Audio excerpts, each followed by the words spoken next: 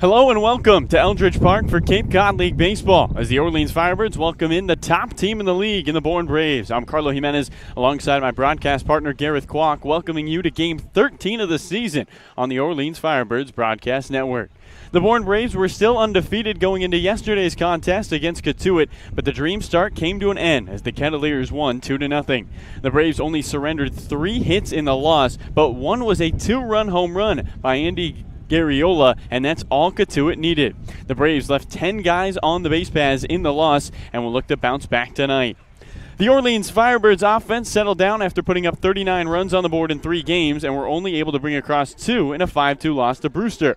Orleans defense committed 2 errors on the night and struggled to start They had their 3-game winning streak come to an end at home. The Firebirds have fallen back to 3rd place in a tight Eastern Division and will try to climb the standings with a win.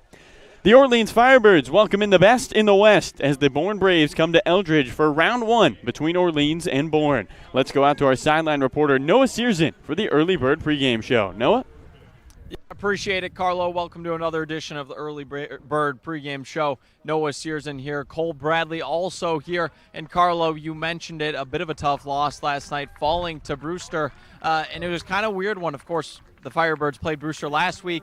19 runs on the board, but yesterday the Brewster pitching really got to the Firebirds, Cole. Yeah, and it was all because of their starter, Hubbard. Really did a really nice job getting early swings and misses, getting deep into counts. He didn't walk anyone, which is a really telling stat, and that was such a huge part in Brewster's winning, getting revenge after, like you said, that 19-run performance that the Firebirds had last week.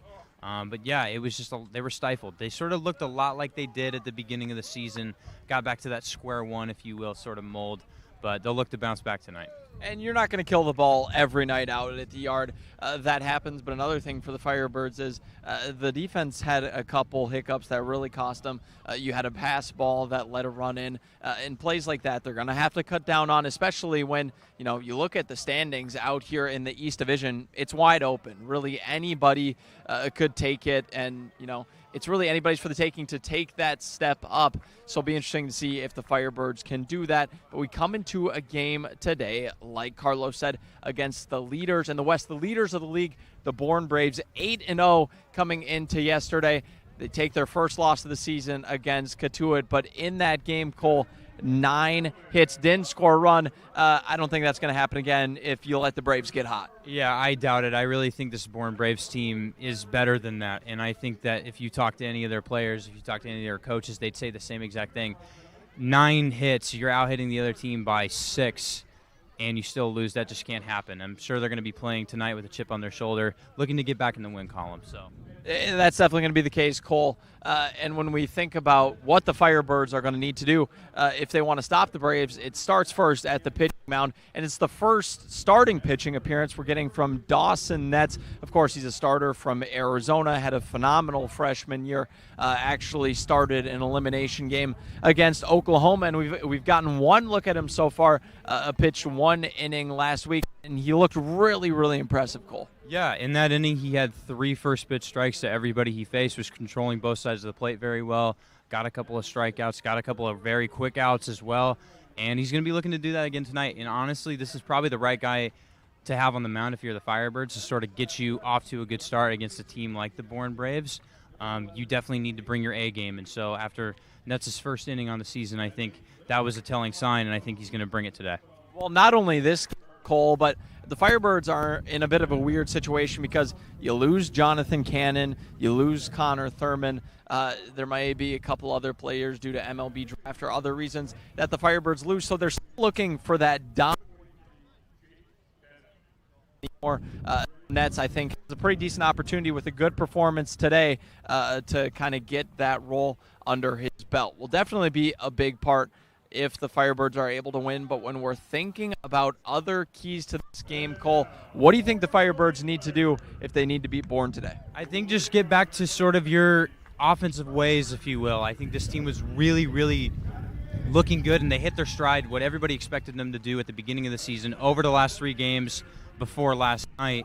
I think it's just about getting back into that groove, getting those good grinded out at-bats going, getting on base with walks, and then putting them away with the big knockout blows like the home runs and the doubles and stuff like that. I think it's going to be about that. Well, and you mentioned the walks, Cole. We should also mention the weather. It's extremely windy today. It's blowing in, so gritting out those long at-bats, QABs, getting walks, getting bunts, I think that's going to be very important today. My key, I think is equally important, and that's that we need a brick wall behind the dish. The catchers this year have been pretty good for the Firebirds, but there have been a couple times where some very untimely pass balls have happened, and that's cost the Firebirds a run and given the other team a run, put them behind the 8-ball a little bit. So we got Justin Mickness behind the dish. I think it's safe to say, Garrett had a great game yesterday, threw out 3 runners. So you'd like to see Justin follow that up and be a brick wall for Dawson and whoever else comes in. That means being on the same pitch, not getting crossed up, and if anything's in the dirt, doing everything to get in front of it. No giving up runs today, because when you're playing a team as great as the Bourne Braves, you can't be giving away runs. So brick wall behind the dish for my key. For Cole, it's getting back to your offensive ways.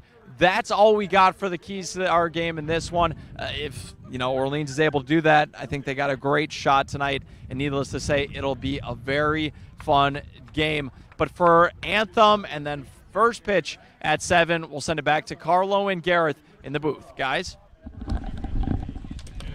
Thanks so much, Noah. Really appreciate it. Another windy day here at Eldridge Park, and the windiest we've had, Gareth, as we get set for our national anthem.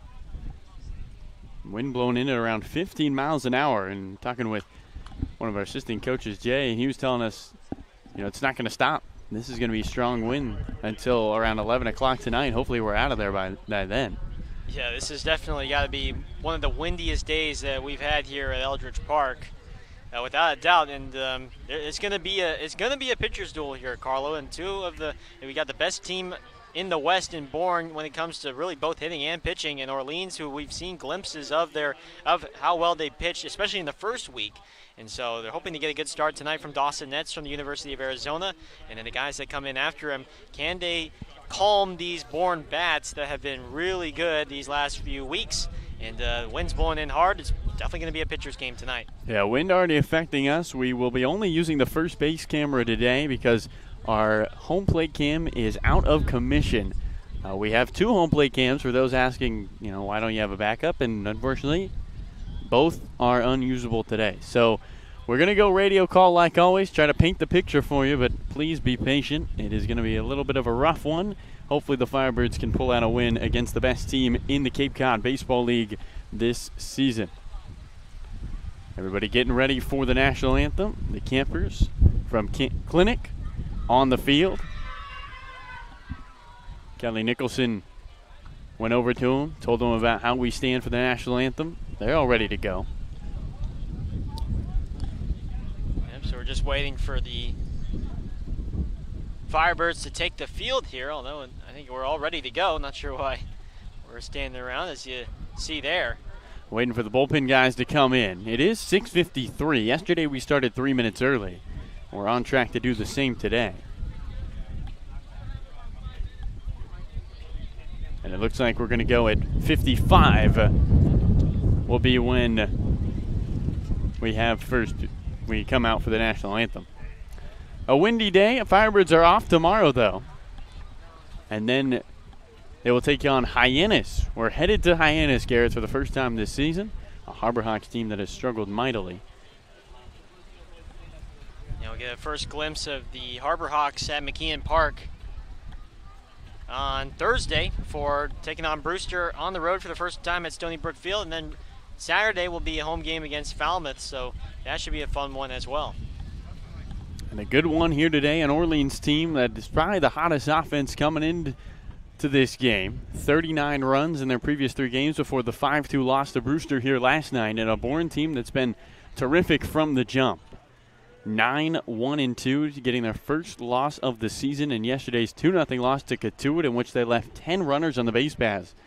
And in talking to the Braves guys before the game, they said that's kind of been their Achilles heels, unable to capitalize when guys are on and in scoring position. You look at the statistics, though, and with runners in scoring position, the Braves hit around 281. So their biggest problem is one they're not really having that much trouble with, Garrett, and I think that says a lot about how good this team has been early this season.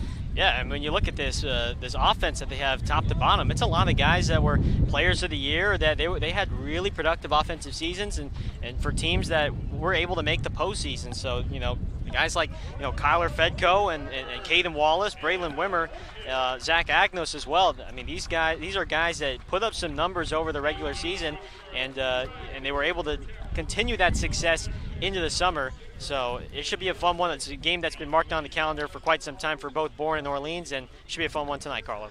And now let's go to our national anthem.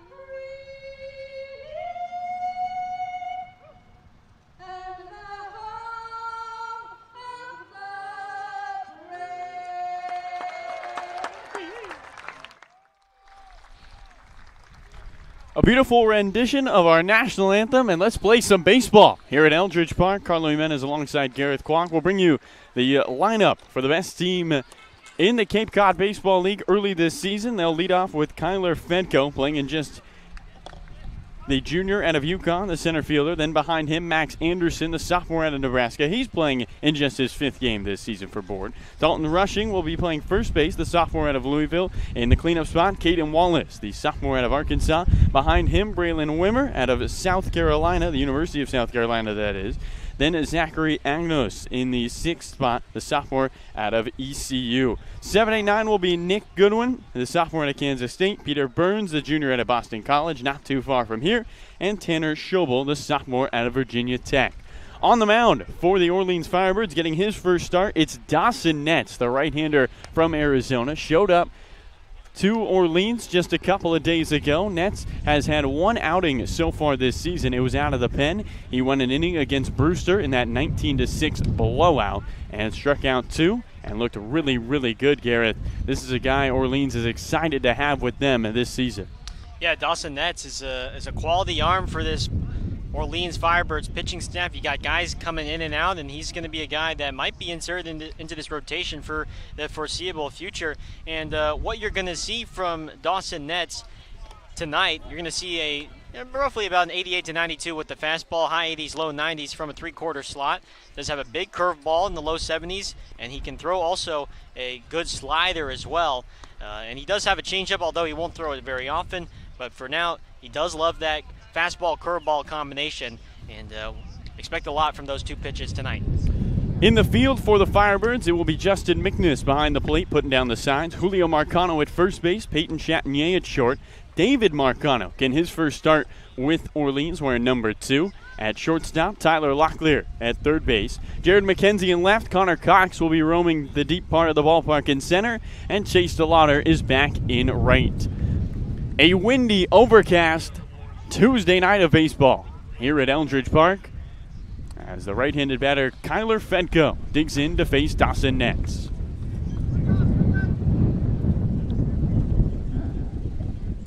Orleans in their black unis with the white pants, Orleans in white across the chest, outlined in red.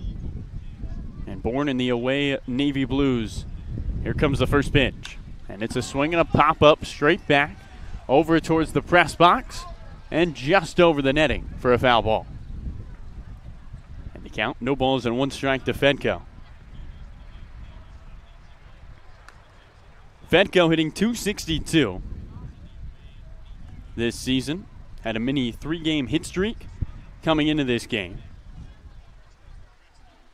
He is draft eligible this year, and the unanimous Big East Player of the Year probably won't be in a Bourne uniform for much longer. Dawson peeks over his glove. Here comes an 0-1. And that got him. Up and in. It clips Fedko as he tosses his bat to the side and jogs down to first.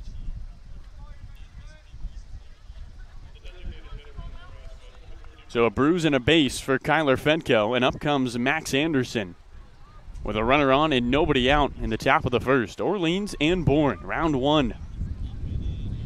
That's now 17 hitters the Firebirds have hit from their pitching, which leads the league, and it sounds like a broken record because it seems like every game they're hitting a batter. Leadoff man on the board for the Braves. Austin Nets looks towards the righty Anderson, deals home. And a swing and a foul down the right field line.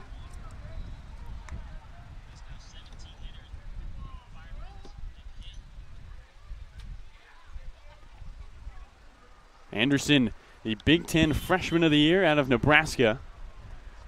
A local kid, grew up in Lincoln.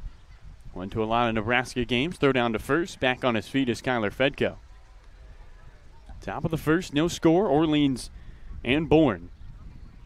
Wind blown in around 15 miles an hour. The flag is active in center field. In fact, the flag pole is even shaking back and forth.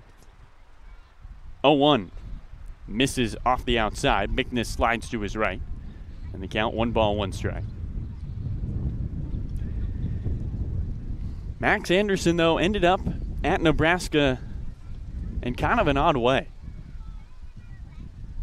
Originally committed to Texas A&M.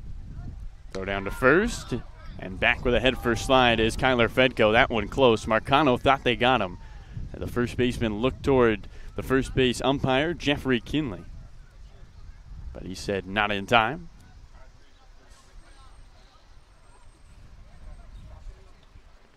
Fedko takes his lead at first after being hit by a pitch. Another throw, another tag, and another safe signal by Jeffrey Kinley.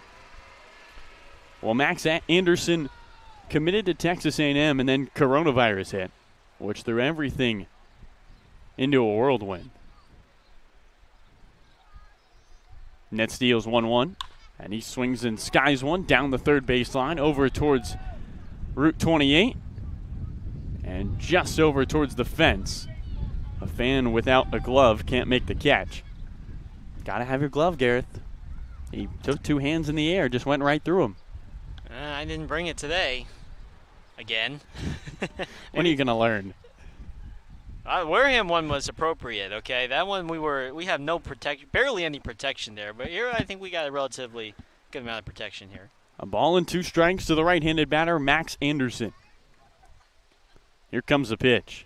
And he swings and lines one into right field. DeLauder, the right fielder, going back. He makes the catch head high. A ball hit hard, but right at the right fielder, Chase DeLauder. And there's one away in the top of the first.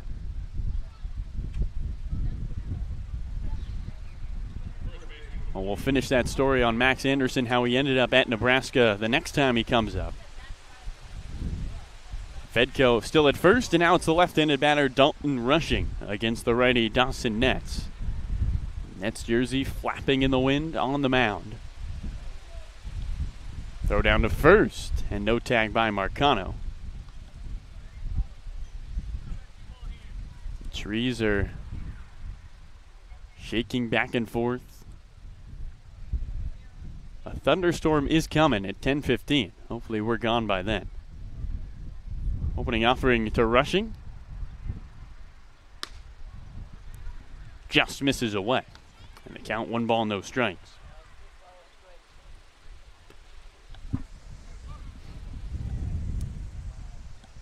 Dalton Rushing, the best average hitter on this Bourne team, currently at .333.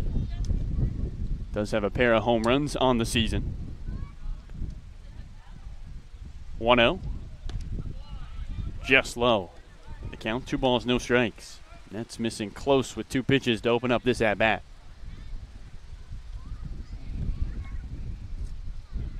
Again, shooting from the first base cam today because of the wind causing some technical difficulties with our home play camera. We apologize for the inconvenience. 2-0 with Fedko at first. Here's the pitch. And a swing and a fly ball into left center, going over the center fielder Cox. He races towards the wall, and the left fielder McKenzie cuts him off and makes the catch. That ball hit hard, but right into the wind. And there's 2 away. Yeah, it'd be interesting to see how this wind plays a factor as the game goes on, Carlo, with fly balls and even pop-ups. We've seen it plenty of times already this season amongst not only just the Orleans defense, but as well as the opposing defenses trying to the pop-up priorities and how much the wind plays a factor into the balls being swirled around and making routine plays actually difficult. So up comes the right-handed batter, Caden Wallace. Fedko still at first after being hit by a pitch. Opening offering. Breaking ball misses away. Count 1 ball, no strikes. No score between Orleans and Bourne, the best team in the Cape Cod Baseball League this season. Coming to Eldridge Park. Here comes a 1-0. Strike on the outside edge. And the count, 1 ball, 1 strike. Orleans coming off that 5-2 loss to Brewster. Had 8 hits, but only 2 runs to show for it. But don't complain to Bourne. As here comes the 2-0 from Dawson Nets. Breaking ball, tapped foul. The Braves had 9 hits, and their 2-0 loss took it to it. And no runs to show for it.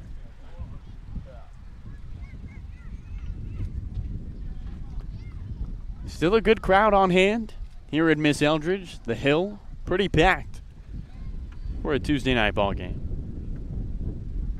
Cloudy skies and high winds. 1-2. And a swing and a foul over towards the concession stand. And the count, 1 ball, 2 strikes. Gareth, you've picked anything up from the concession stand yet this year? I have not yet, Carlo.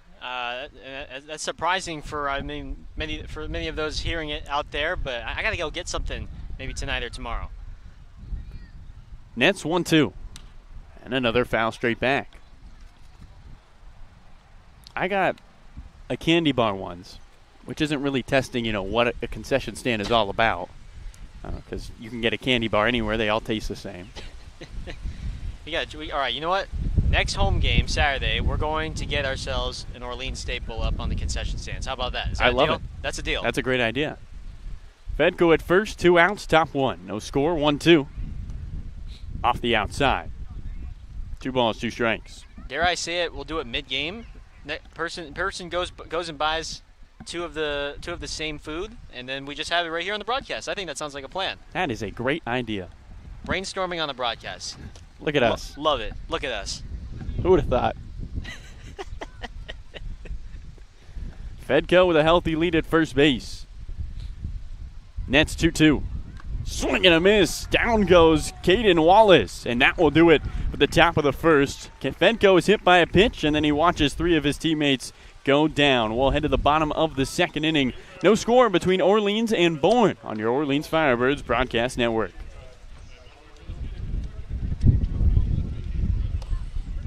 And fans, tonight's game is sponsored by Mosquito Mary's. The Cape Cod Baseball League would like to welcome our new sponsor, Mosquito Mary's, a locally owned, family-operated business that provides all natural mosquito and tick control services. Call 866-ASK-MARY or go to mosquitomarys.com. Mention the Cape Cod Baseball League and get your first treatment for only $29. And tonight's game is sponsored by Coca-Cola.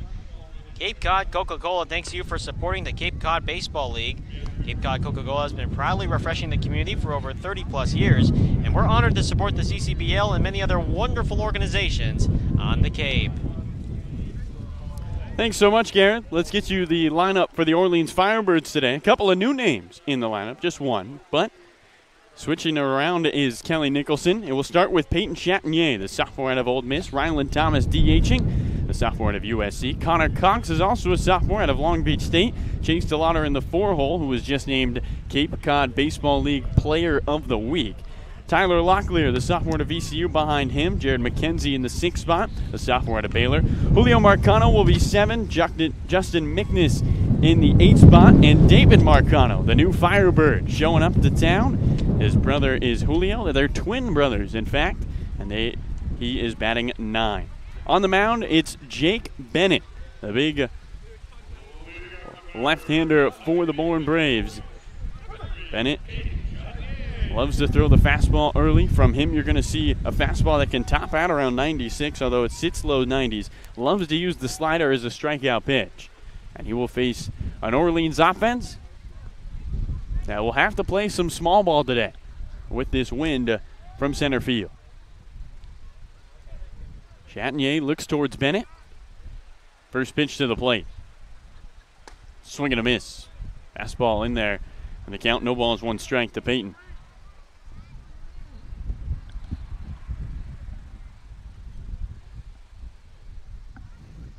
Jake Bennett has appeared in 1 game before. Got the start against Chatham on June 28th. 0-1.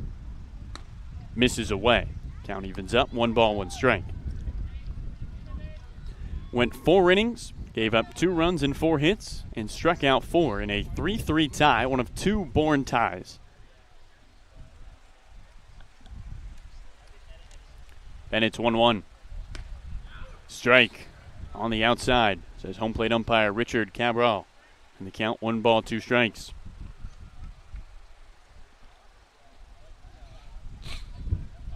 Bottom of the first at Eldridge Park. No score between the Bourne Braves and the Orleans Firebirds. Round 1 between these two teams. 1-2.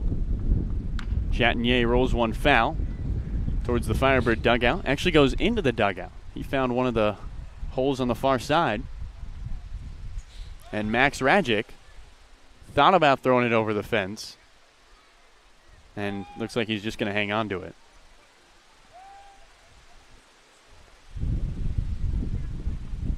One, 2. Chatinier, another foul, this time down the left field line. And we'll try it again, a ball and 2 strikes. 15 miles an hour. The wind is blowing straight in from center.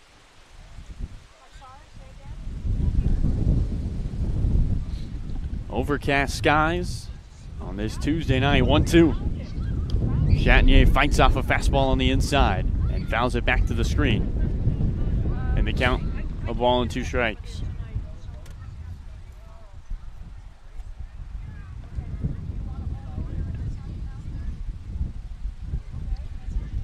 Bennett's pants flapping in the wind. His second start here with the Bourne Braves. 1-2 to the plate again. Swing and a miss. Chatinier chases the curveball and strikes out. First down of the ball game is a strikeout for Jake Bennett. And there's 1 away in the bottom of the first. Yeah, one of the keys that Orleans will have to do tonight is got to do the little things. It ain't going to be the power from the lineup tonight that might supply the runs. They're going to have to hit and drive in runs, get guys over. Opening offering to the lefty Thomas. He swings and bounces one to short. Shortstop Schobel scoops it up knee high, flips to first on the infield grass. Thomas retired on 1 pitch and quickly 2 retired in the bottom of the first. So if guys are getting in scoring position and it comes to the bottom of the order, you don't be surprised if you see a lot more bunts maybe laid down than usual from Kelly Nicholson in this offense. They got to play for runs tonight.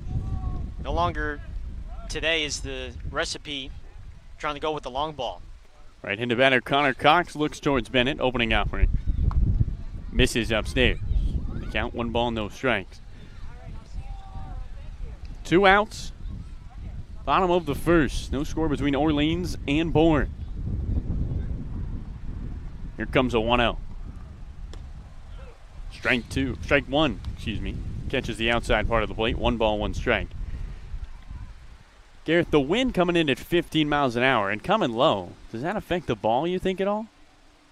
Oh, I think it certainly will throughout the game. 1-1.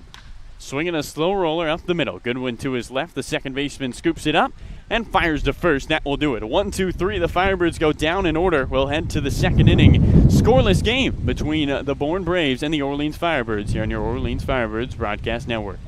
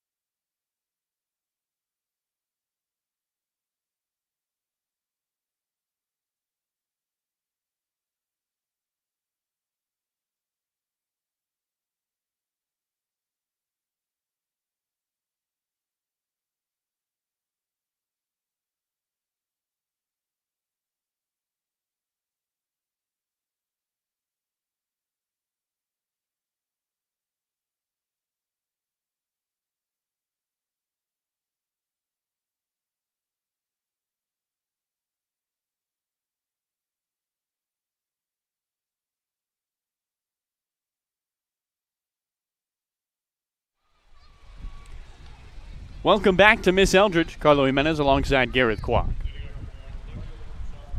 A windy, overcast Tuesday night of baseball as the best team in the West Division, the best team in the Cape Cod Baseball League, is in town here at Eldridge Park as we open up the top of the second inning. No score between the Bourne Braves and the Orleans Firebirds.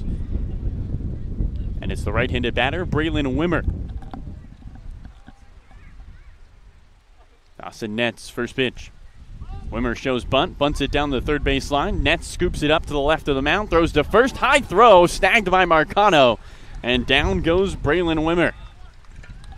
A good job at first base by Julio Marcano. Ball was headed right where Braylon Wimmer was running. In fact, Marcano's glove almost collided with Wimmer's face. And on one pitch, there's 1 out in the top of the second. That's a great play by Nets. Again, he's falling off the first base side on the bunt laid down the third base side, able to collect and then fire it over to first, and a nice stretch by Marcano to get the first out. Now he looks towards Zachary Agnos, the righty. First pitch. Low. Count 1 ball and no strikes. Agnos, the sophomore out of East Carolina University. 1-0. And he swings and cranks one down the right field line. That's a fair ball. Turning at first is Agnos. He's headed to second. DeLotter picks it up on the bare hand from foul territory, throws it in. Chatinier able to cut it off, and it's a 1-out double for Zachary Agnos here in the top of the second. Yeah, nice piece of hitting by Agnos to get on, to let that ball travel, and then he takes it, slices it right down that right field line, and already you can tell why Agnos, he had a big year for East Carolina this season. So the runner in scoring position, it will be Nick Goodwin, the right-handed batter. Bourne looking to grab the first run of the ninth. Here in the top of the second inning. Dawson Nets in his first start as a Firebird looks towards Justin Mickness. And Nets steps off. Peyton Chatinier sprinting over towards second. Nets didn't throw. Got to give credit to Cole Bradley working the first base cam on that last play. He stayed with it nicely. Cole, our beat reporter, but he is a man of many talents. First pitch home. Breaking ball. In there for a strike. The count, no balls and 1 strike to Nick Goodwin. Goodwin, a 2021 collegiate freshman baseball All-American. Has great speed on the base paths. 0-1. Misses low. And the count 1 ball, 1 strike. Stole 14 bases this past year with Kansas State, which was good for 7th in the Big 12, and tied for the most among freshmen in the league. Agnes at second after his double. 1 out, top of the second, no score, Orleans and Bourne. 1-1. Swing and a miss. Good pitch by Nets. And the count 1 ball and 2 strikes.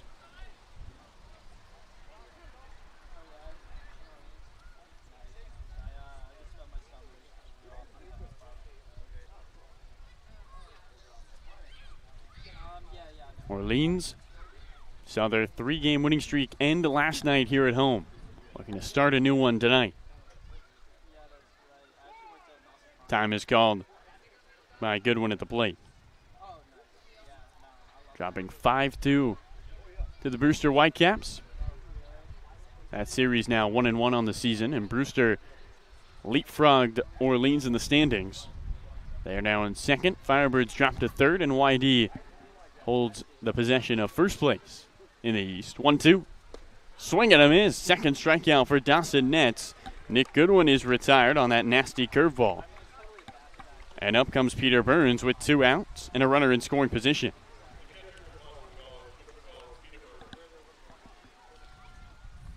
Well, this is where Bourne struggled yesterday. No runs in the 2-0 loss to Katuitt, their first of the season. And a big part of that was they left 10 runners on the base paths as the wind blows in all that much harder. Time is called, and Peter Burns hopes it dies down just for a second.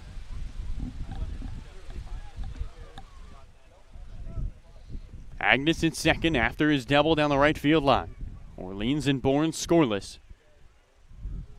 In the top of the second with 2 outs.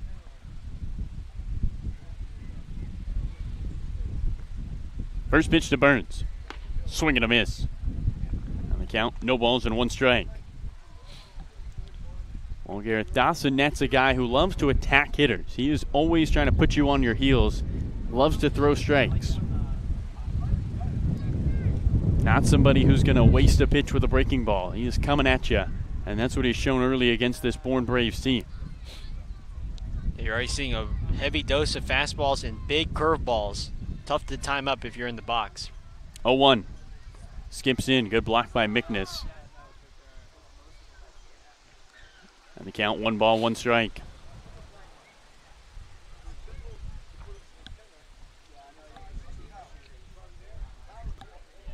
Last couple of games we've been lucky here at Eldridge. The sun has seemed to peek out right before game time, but not today. It is overcast and a windy one on the Cape.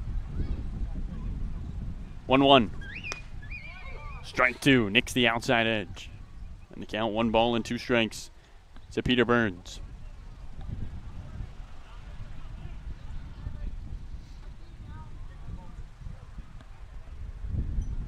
Burns did not participate in yesterday's loss to Katuitt. Had the day off for the Bourne Braves. Grew up in Reading, Massachusetts, just 105 miles from here. 1-2. Breaking ball, swinging a line drive down the right field line, and foul right over towards the Searson family. Our sideline reporter Noah Searson set up his parents right down the line, and they've had some action here early. Is that really right there? That's them. Right, right along that. They got the first row of here at the right field lawn, did they? They are in prime real estate. Noah knows how to set up his parents. Well, it helps to have, little inside connections, right? Of course. Gotta hook the family up. Gotta hook the family up. Agnes at second, 2 outs, top of the second. No score, Orleans. And the top-ranked Bourne Braves. 1-2. Strike 3 on the inside. Down goes Peter Burns, and that will do it for the top of the second. 3 strikeouts for Dawson Nets in this one, and he is able to get out of the jam after the 1-out double from Zachary Agnes. We'll head to the bottom of the second inning here at Eldridge Park. No score through an inning and a half between Orleans and Bourne.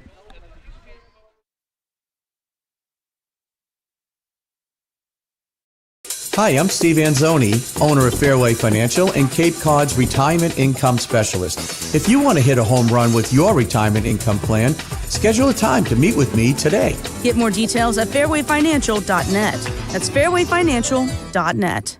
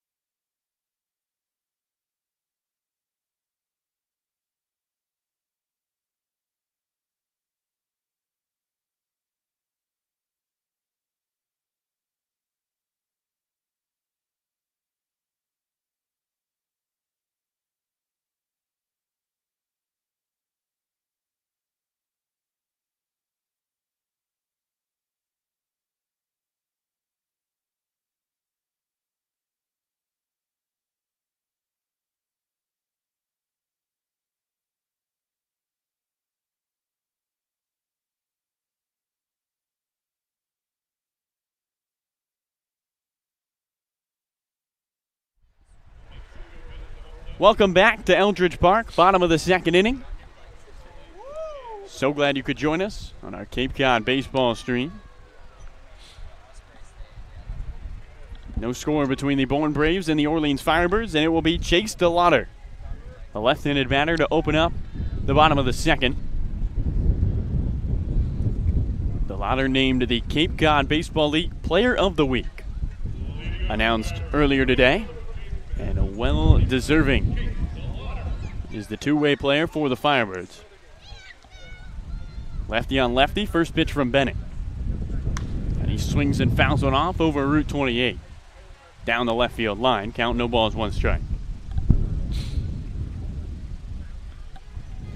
DeLauder was 7 for 15 in this past week with 4 home runs.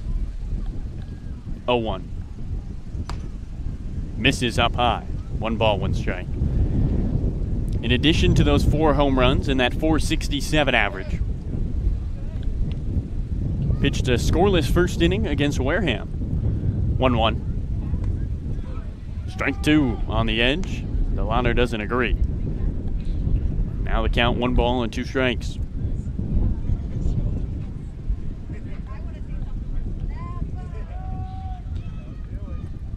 One-two on its way. And a swing and a line drive into right center field, a base hit. A leadoff knock for Chase DeLauder in the bottom of the second inning. Orleans with a base runner. And up comes Tyler Locklear. We've seen already many times DeLauder with his home run power, but this time he sits on a breaking ball that kind of just hung out there in the middle of the zone, and he didn't try to do too much. He just went right back up the middle, able to get a little backspin, and that's just a nice piece of hitting from Chase DeLauder.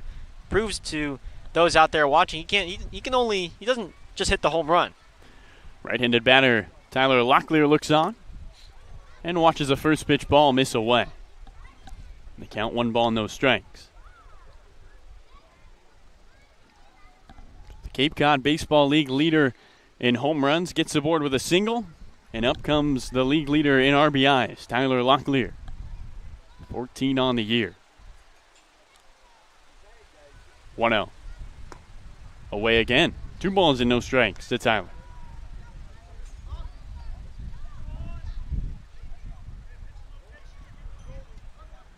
Locklear has those 14 RBIs to lead the league. I think what's even more impressive is he doesn't have an RBI in his last 2 games. Time is called as the wind blows in strong here at Eldridge Park. Lights starting to turn on a little bit earlier than usual as the sun is masqueraded by the clouds. 2-0. Locklear swings and lines one down the right field line over towards the corner. The right fielder Wallace going over, and it's just foul. Over towards the 314 mark. Locklear almost had extra bases, and instead he'll have to jog back and wait for a 2-1 pitch. If there's any way to hit a home run tonight, you're going to have to hit it down the line, and Locklear almost came close opposite field to the 314 marker.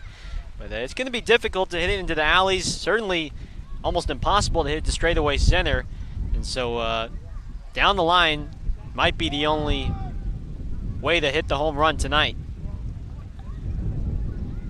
No score, bottom two, Orleans and Bourne. 2-1. Misses below the knees. And the count, 3 balls and a strike to Tyler Locklear.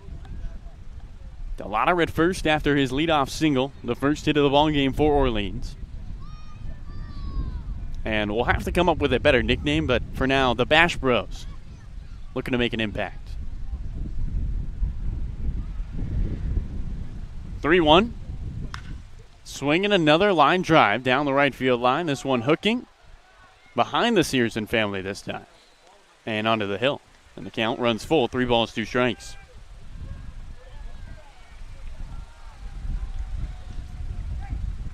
Are the clocks coming out anytime soon, Gareth? No, not anytime soon. Maybe we might convince them here. Oh. Might have to convince them, though. Full count to the plate. Strike 3 at the knees. Locklear retired looking. Second strikeout for Jake Bennett. And there's 1 away. Yeah, Bennett that time looked like a nice changeup that he threw inside corner. Locklear got buckled up. Big strikeout for the left-hander from Oklahoma. So with Delauder at first and 1 out, it's the lefty Jared McKenzie. Delauder running the pitch. A high fastball, throw on to second, skips in. Not in time. Chase Delauder takes 90 feet and is into scoring position in the top of the second. Yeah, Chase was in that at-bat with Locklear. Almost he had like he was intending to go during that at-bat, but this time he goes first pitch, first move. And now he's in scoring position. And now Bennett steps off and looks towards Delauder at second. First stolen base of the summer for Chase Delauder. Stole 7 in the spring with James Madison. No score, Orleans and Bourne, bottom 2. 1 out. Comes a 1-0. Breaking ball on the inside. And the count, 1 ball, 1 strike to Jared McKenzie. McKenzie, a scary scene in yesterday's ball game. Took a baseball right off the helmet in his second at-bat, 1-1. Swings and fouls it off over Route 20. And the count, a ball and 2 strikes. Laid down on his back, was able to get up and walk down to first. And in the next half inning, he was back in center field.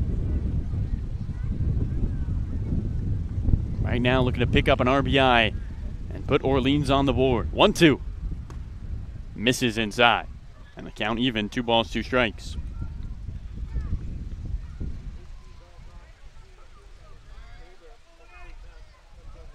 McKenzie has been a steady hitter for this Orleans team. Consistently picking up at least a hit in every ball game. 2-2. And he swings and lines one over Route 28 down the left field line. And he awaits another 2-2 pitch. Delauder singled, Locklear struck out, and then Chase stole second base. On a windy Tuesday night at Eldridge Park, the Firebirds looking for the first run. 2-2. And a swing and a ground ball right towards second. Second baseman Goodwin has trouble with it, and he's got no play at first. Charging in on this slow New England infield. Ball popped up over the top of his glove. He was able to keep it in front of him with his body. But McKenzie reaches on the E4 and runners at the corners with one out as up comes Julio Marcano. Yeah, good one charging that ground ball, and I mean it looked like it just hit him off the wrist or bounced off his chest. Before then, it became too late to pick it up and try and throw out McKenzie. Certainly a break for Orleans here, and now Julio Marcano will try and do a job and bring home the first run. Right-handed batter looks on. He shows bunt. Throw down to first. McKenzie back on his feet. Well, Gareth, we always like to talk to Jay Banfield before games, the assistant coaches with the Firebirds. We're saying what we think's going to happen, and he said double steal and a bunt. And here we are. Marcano showing bunt, trying to bring DeLauder home. The pitch, and he pops it up down the right field line and foul. And the count, no balls, one strike. You know, like we talked about there, with the conditions are tonight, and Orleans, they like to bunt here. And Julio Marcano getting the sign from third base coach Jamie Quinn. Let's see if he puts it down again. They've not been afraid to put on the safety squeeze. DeLauder at third, McKenzie at first. One out, bottom of the second, no score between Bourne and Orleans. Throw down to first, McKenzie back on his feet.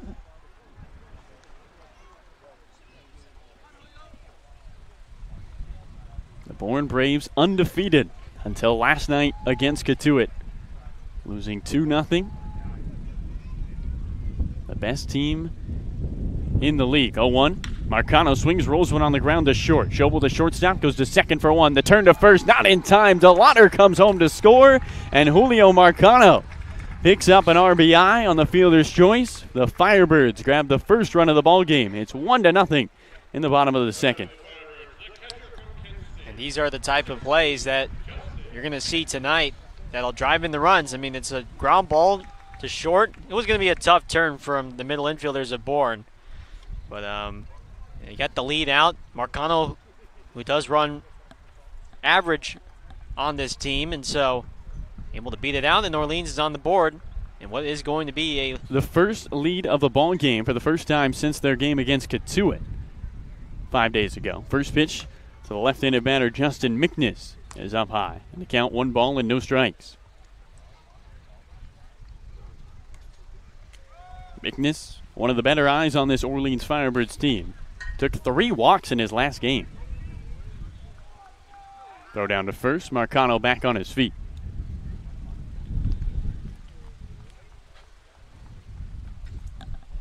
Orleans back in 2019 against Bourne.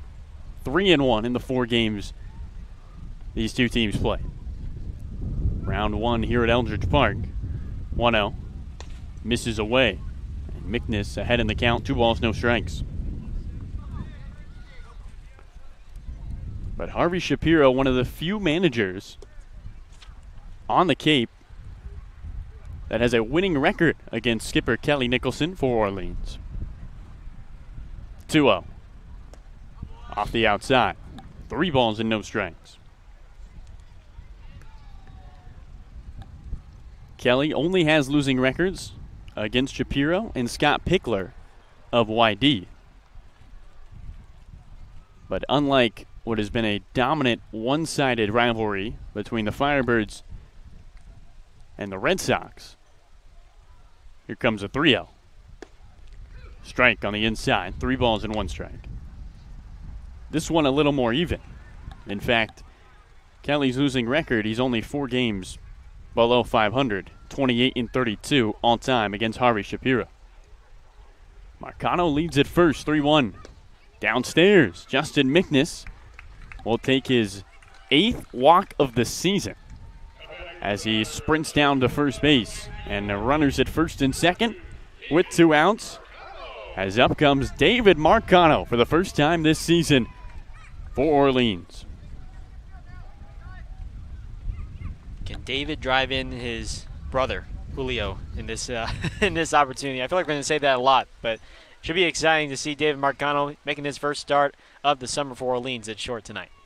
Marcano, right-handed batter, looks towards Bennett. The pitch, low and inside. The count, 1 ball and no strikes. Orleans 1, Bourne nothing. 2 outs, bottom of the second. Julio Marcano, who's at second, rounded into a fielder's choice to score Chase DeLauder from third. Mickness walked. He's at first. And now his brother, David, twin brother that is, in the box. Should be noted, Garrett, David is 5 minutes older than Julio. For what it's worth. 1-0. Swinging a foul straight back. And the count 1 ball, 1 strike. Lights starting to get a little brighter. Wind still blowing hard. It will drop, though, from 15 miles an hour to 14 miles an hour at 8 o'clock. Not much of a difference, but some. 1-1. Swing and a miss. 1 ball and 2 strikes. It's a good change up there from Jake Bennett, and he's been going to that pitch a couple of times already tonight to try and get himself back into the count. And like you saw there against David Marcano. David out of NJIT. 1-2. Swings and grounds one to short. Shortstop Schobel charging. Goes across his body to first in time. And that will do it.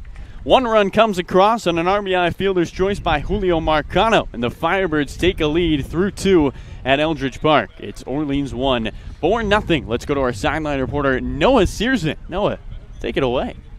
Yeah, appreciate it, Carlo. Also appreciate the weather report, 15 miles per hour down to 14 at some point. Needless to say, though, the wind is blowing in. It was blown in pregame, and I talked to Chase DeLauder a bit and basically asked him, does that change your approach at all? Because we've seen in past games when you hit it up in the air when the wind's like this, the ball really hangs up there. But Chase told me it's kind of a yes and no. You got to realize that there are consequences to hitting the ball in the air. But at the end of the day, you want to catch a barrel, and if you hit a bomb and it gets caught, you're not going to be too mad. So for Chase, who, by the way, Cape League Player of the Week, he says no matter what, he's still going to try to hit the ball hard, and it proved in that last inning, worked out for him. Hopefully the wind dies down, though. Might be able to see a few Firebirds bombs, but for now it feels like the ball is going to stay in the park, guys. Thanks so much, Noah. Appreciate it. Chase DeLauder, all about catching barrels. We got to make that into a T-shirt. Catching barrels? Oh, that's a good idea. Where do you come up with this stuff? On the spot. Wow. Hey, it's creative minds think alike, right? And creative minds, always helps to have one. Oh, yeah. So far today, we've played 2 innings, and you've thought of a shirt and a segment for the broadcast. The podcast? Broadcast. Broadcast. We're gonna, also we might have to create a podcast, someday too. But that's another idea for another time. But yes, I think might have to incorporate a little food into the broadcast. We gotta try something else. You gotta eat something else besides your Velveeta bars. Whoa! Those Velveeta bars are good. Do not come for my Velveeta bars. Right into batter Tanner Schobel to open up the top of the third. Orleans 1, Bourne nothing. Opening offering. Strike at the knees. The count, no balls and 1 strike. Dawson Nets struck out the last 2 batters he's faced. He's got 3 as he starts to settle in here. Gets the sign from Mickness. Kicks high. 0-1. Breaking ball at the top of the zone. No balls, 2 strikes. Schobel, a rising sophomore out of Louisville, started all 52 games.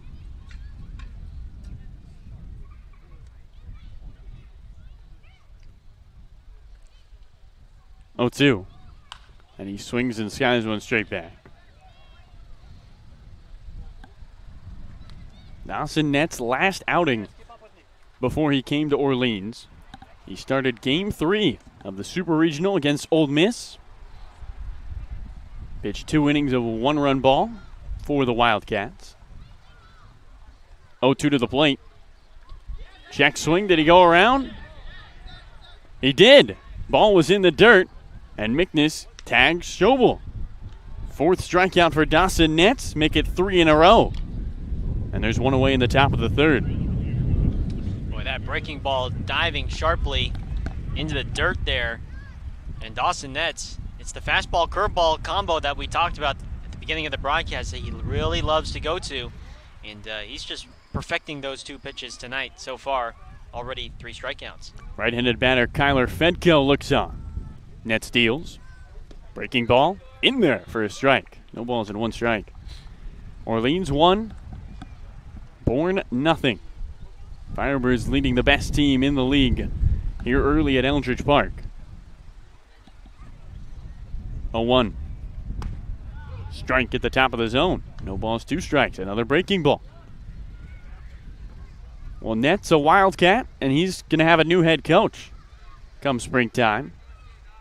A former Orleans Firebird in Chip Hale. Featured on our alumni spotlight last night. How about that? 0-2. Check swing. And Fedko able to put the brakes on in time. The count 1 ball and 2 strikes. Only 1 hit so far for this Bourne team that, unfortunately for the Firebirds, has had much better offensive performances on the road. Nets likes the sign from Mickness. Jersey flapping in the wind. And now he steps off. It is overcast, it is windy, but it's warm for the most part.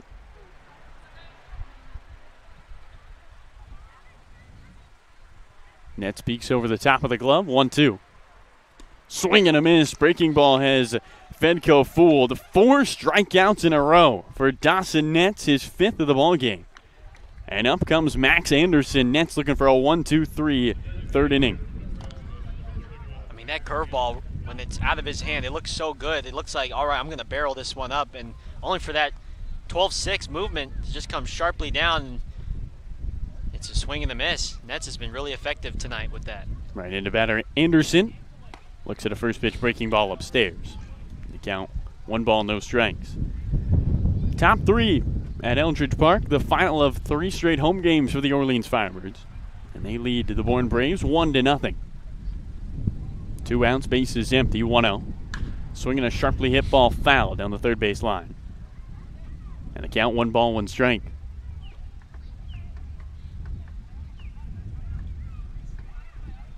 Firebirds on this homestand, defeating Chatham on July 4th, 8-3.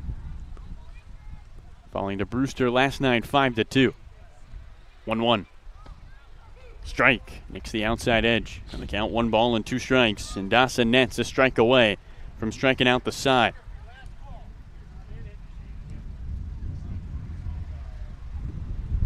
Shakes off the first side. Agrees with the second. The wind picking up here at Eldridge Park. 1-2 down the hill. And a swing and a foul straight back. Anderson just stays alive. And we'll try it again. A ball and 2 strikes. Well, we'll finish that story on how Max Anderson ended up at Nebraska. Texas A&M pretty much called him and said, hey, we don't have a spot for you because we have so many returning guys we didn't expect. And he said, all right, I'll go to Nebraska. Ends up being Big Ten Freshman of the Year. 1-2. Misses away. 2 balls, 2 strikes. Was named to the Big Ten All-Freshman team and second team All-Big Ten. So the hometown kid showing out for the Cornhuskers. Bouncing the bat off the right shoulder. He eyes the right-hander Nets. 2-2. Swinging a tapper down the third base line. That trickles foul. And another 2-2 pitch upcoming to Max Anderson.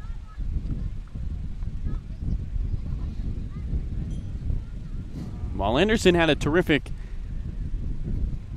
performance in the box for Nebraska, said he was most proud of his improvement at third base this past year. Started the season at DH, didn't get a lot of time in the infield. 2-2. Off the outside, 3 balls and 2 strikes. But head coach Will Bolt saying he's really working hard on his defense, taking extra reps after games, before games, and became a solid defender at the corner. 2 outs, base is empty. Orleans leading 1-0 in the top of the third. Here comes a 3-2. Swing and a foul. Knife down the right field line over towards the concession stand. And Anderson and Nance in a battle here.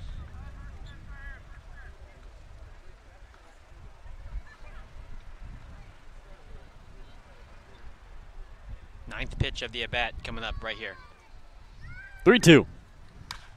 And the 10th upcoming as that one's fouled onto the hill. A souvenir.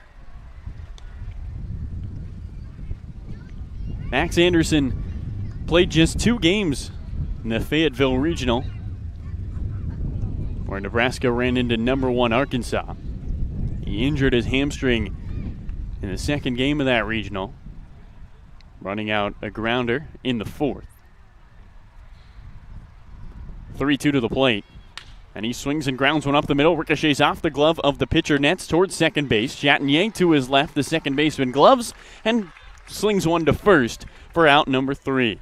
3 up, 3 down. Dawson Nets has retired 5 in a row. We will head to the bottom of the third. Orleans up by a shoestring, leading Bourne 1-0.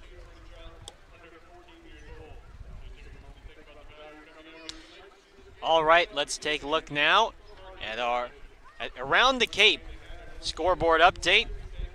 Final from Lowell Park in Cotuit. Wareham winning 5-2 only in 8 innings according to our point streak. So Gateman taking the victory over Cotuit after the Kettleers broke the undefeated streak of Bourne.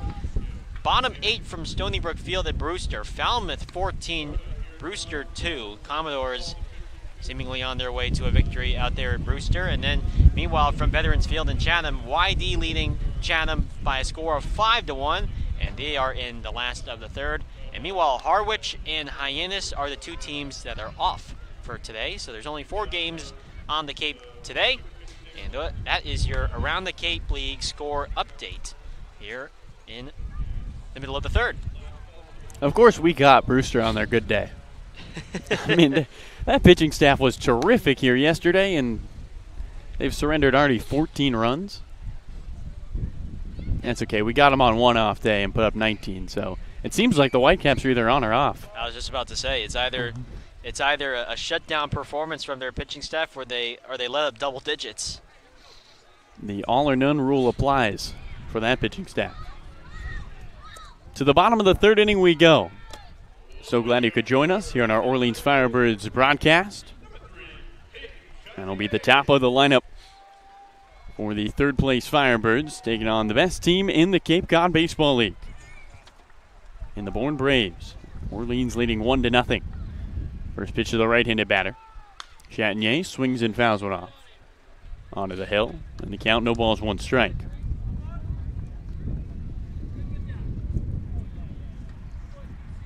Peyton Chatinier burst onto the scene for Orleans after the Firebirds lost Jace Young and Jordan Sprinkle 0-1. Swing and a miss, and he's in the hole. No balls, 2 strikes. Peyton came into the lineup, hit leadoff at Lowell Park at Cotuit, and scored in his first 3 at-bats. Stole home in that game. He wasn't done yet. Showed up to Eldridge and hit a grand slam. 0-2. And he takes the ball low. And the count, 1 ball and 2 strikes. And he has been a great energizer for this team. Always has a smile on his face. Just loves playing the game. 1-2. Fouls it straight back. And stays alive. And the count, 1 ball and 2 strikes. We'll try it again.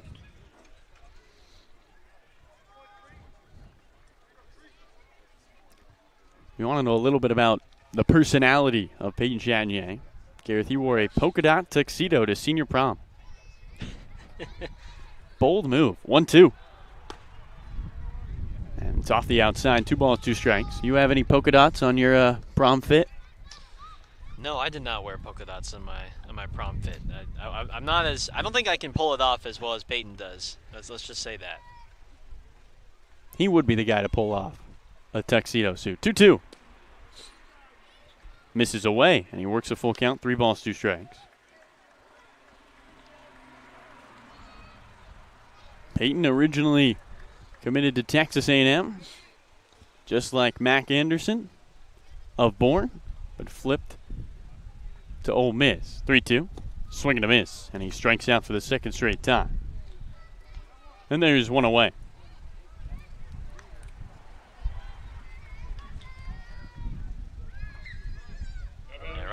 Right now for Bennett, it's a 3-pitch mix: fastball, changeup, and then the curve at times. And looked like the changeup there fooled Peyton Chanier, and Chanier's struck out a lot over the past 2 games. Lefty Thomas shows bunt, pulls it back, takes the strike.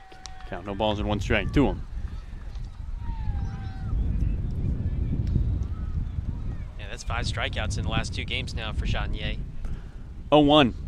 Left-handed batter looks at a ball high.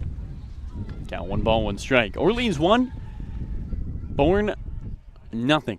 Bottom of the third, the 9-1-2 Bourne Braves pick up their first loss yesterday. 1-1. Thomas swings and fouls one over the top of Route 28. And the count, 1 ball, 2 strikes.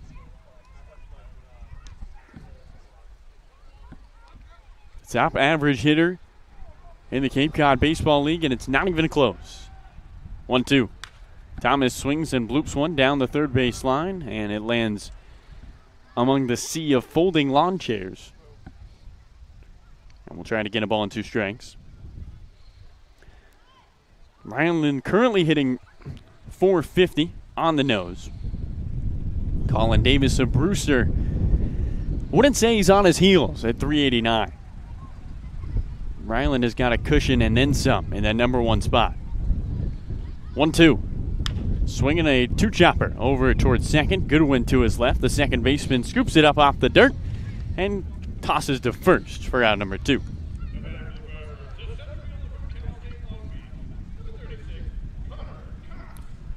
So with 2 outs and the base is empty, Orleans still hanging on to that 1-0 lead, and up comes Connor Cox, the right-handed batter. Cox grounded out to second to end the first inning his last time up. First pitch misses high. And the count, 1 ball, no strikes.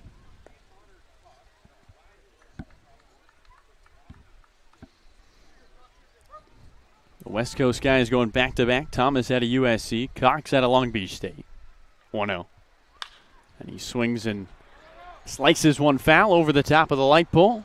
Some parents get out of the way. Some kids get in the way as they try to find the baseball. And somebody ended up, nice play there, Garrett. As the fans here at Eldridge give a round of applause. 1-1. Off the outside. 2 balls and a strike to Connor Cox. The trees waving in the wind. The flagpole in center, swing. 2-1. Swing and a miss from Cox. Count evens. 2 balls, 2 strikes. 2-1 pitch, goes with the changeup, gets right back into the count. 2-2, and it's a good one.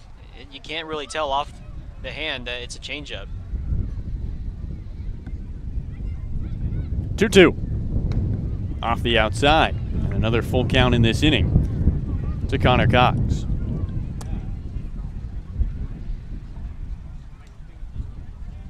Strong winds on this Tuesday night. Firebirds protecting a 1-0 lead. 3-2. And Cox swings and sends another one into the seats for a souvenir. And we'll try it again. 3 balls, 2 strikes. Jake Bennett went 4 innings his last time out against Chatham. Most likely see him again tonight. 3-2. And Cox, another foul ball straight back. And another 3-2 pitch upcoming. Orleans 1, Kitsua 0. Bottom of the third, 2 outs, bases empty. Both these teams coming off losses. And both trying to get back in the win column. 3-2 home. Cox swings, hits one hard on the ground to short. Shortstop Scoble charges. He takes his time, throws to first, and that will do it 3 up, 3 down. The top of the lineup goes in order against Jake Bennett, and we will head to the 4th. But first, let's go to our sideline reporter, Noah Searson, with a report. Noah, take it away. Yeah, appreciate it, Carlo. So another home game. We got another set of trivia. Last night we had a winner, Jacob Kronberg, actually a past broadcaster here in Orleans. So shout out, Jacob, once again for getting last night's trivia. But we got a fun one tonight. We know the Marcano brothers, both in the lineup, identical twins. But the question is, who is older? So take your guess on Twitter, which Marcano twin, David or Julio, is older. And since there's only 2 options, we got to have a tiebreaker. By how much is one older than the other? We'll get that tweet up at Orleans Firebirds on Twitter. Get all your responses in. I want to hear your guesses. And if you win, you'll be read after the 8th inning. Should be another fun night of trivia. But before we do that, we got a lot of baseball left and a fun game, 1-0. So I'll send it back to Garrett for the call of 4-5-6 in this one. All right, thanks so much, Noah Searson. That's a good question. Who is older between David or Julio Marcano?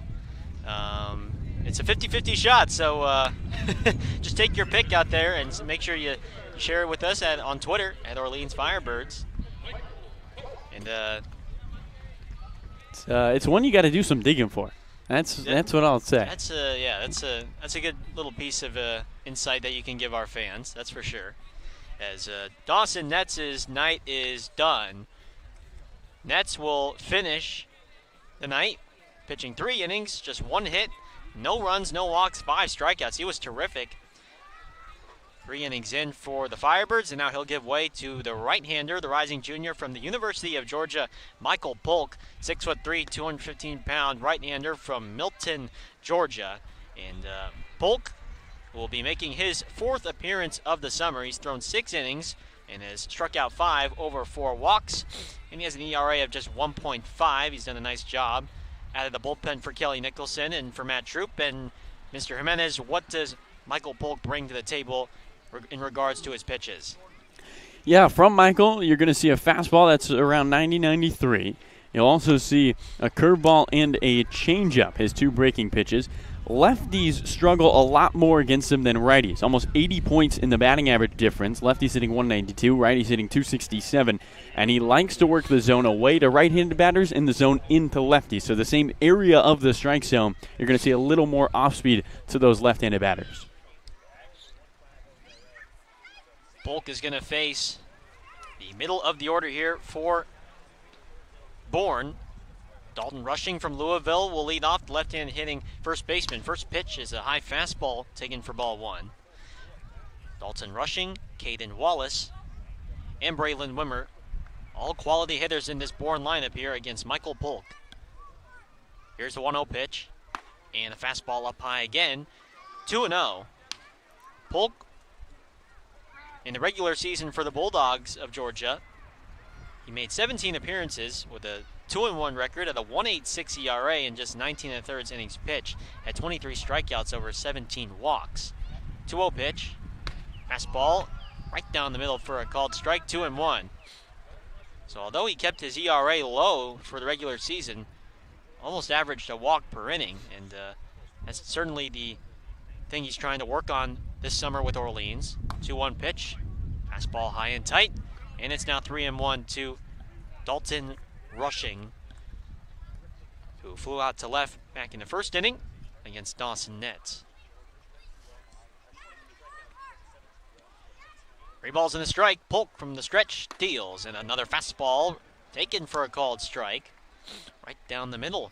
So 3-2 now with Caden Wallace on deck for the Bourne Braves. Firebirds lead 1-0 here on this Tuesday night from Eldridge Park. 3-2 pitch. Swinging a high fly ball into right center field. Delano ranging far to his right. Says he has it. Settles underneath it and makes the catch. And there's the first out of the 4th.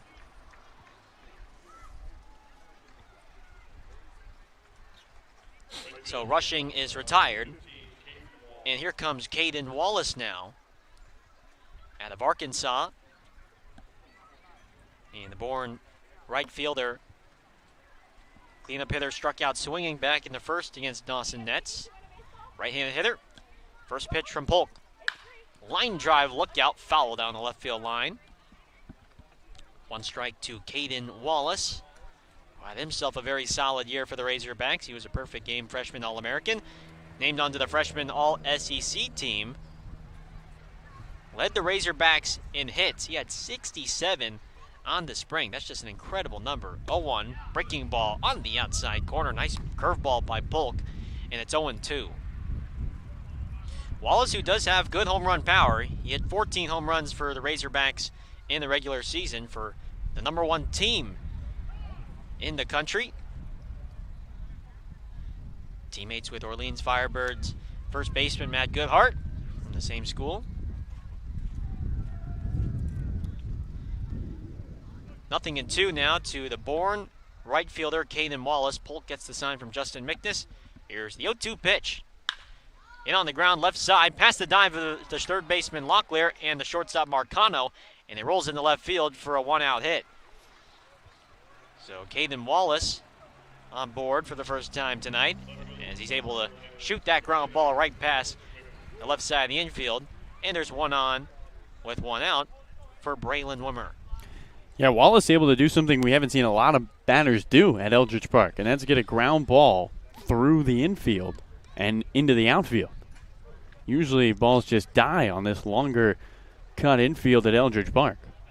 You certainly have to hit the ball with a good amount of velo and power to get it past the long infield here, the thick infield here at Eldridge Park, as Polk chases Wallace back to first with a pickoff. Now the first pitch on the way to the South Carolina left fielder. First pitch, high pop-up down the right field line. This is going to go behind the screen and go out of play onto the hill. 1 strike to Braylon Wimmer. Rising sophomore from the University of South Carolina.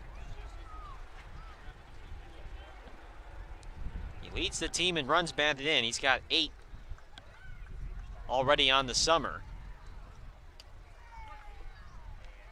Another guy with good home run power. He had 11 home runs for the Gamecocks in the regular season. Wallace with his lead at first. Polk 0-1. And a pitch out. Throw down to first. And the throw is dropped by Marcano. It was a low throw by Mickness. Marcano couldn't quite dig it out, although the ball didn't roll too far past Marcano, luckily. And so, count even at 1. Braylon Wimmer. 1-1 pitch. Breaking ball right down the middle, and it locks up Wimmer. Called a strike 2. 1-2 now. Zach Agnes on deck for Bourne. An RBI fielder's choice to the shortstop off the bat of Julio Marcano has been the difference so far in this one, the only run of the game. 1-0 Orleans. We're in the top of the 4th. 1-2 and a line drive into right field. DeLather will have to play this on the bounce. Over to second goes Wallace. And so a soft line drive that drops in front of Chase DeLather, the right fielder. And Bourne in business now here in the top of the 4th. Second and first with 1 out for the third baseman, Zach Agnes. Yeah, Agnes doubled down the right field line his last time up, so he's already feeling good climbing into the box. Let's see if Polk can get out of a jam in this 4th inning. The rising sophomore from East Carolina University, Zach Agnos, stands in here against Michael Polk. Trying to get the ground ball, a double play ball. Middle infielders in double play depth. First pitch is a fastball inside at 89 miles an hour for ball 1. Agnos, who roped a double down the right field line in his first at-bat back in the 2nd inning. A collegiate baseball newspaper freshman All-American.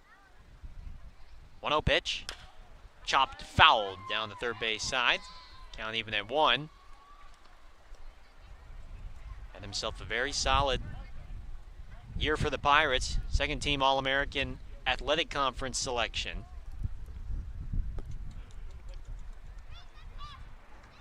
His brother Jake, older brother Jake, very familiar with the program.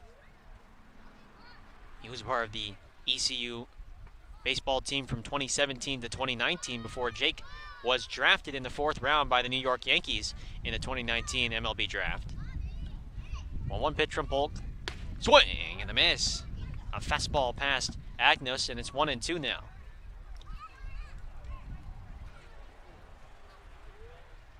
Zach and Jake, they would fight all the time in their childhood when they were younger. They'd try to strike each other out or hit a home run off one another during wiffle ball. It was certainly competitive amongst them, but they've been by their side throughout for most of the time as both runners go, and it's a swing and a tapper foul just off to the right of first, of the first base side.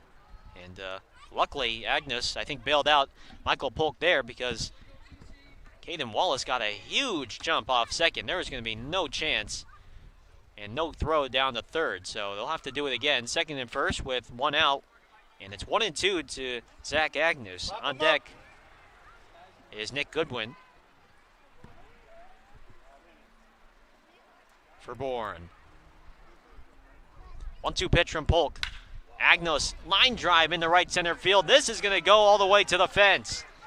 Coming in to score is Caden Wallace. Braylon Wimmer right behind him.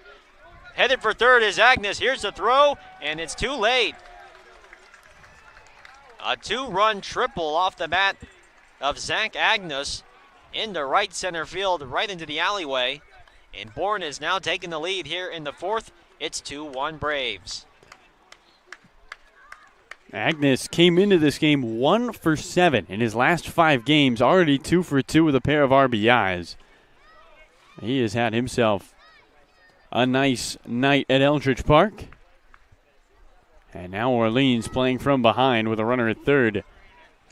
Polk will try to make sure that triple by Agnes is all the damage done. So that's 3 straight hits now allowed by Michael Polk, as pitching coach Matt Troop will go out to the mound and have a conversation with his pitcher and catcher. So for Agnes, who only had 1 RBI heading into this ball game, he can now tack on RBI number 2 and 3 on the summer. And he's at third, 90 feet away. Bourne trying to tack on to this lead as Nick Goodwin stands in now for Bourne, and now time is called.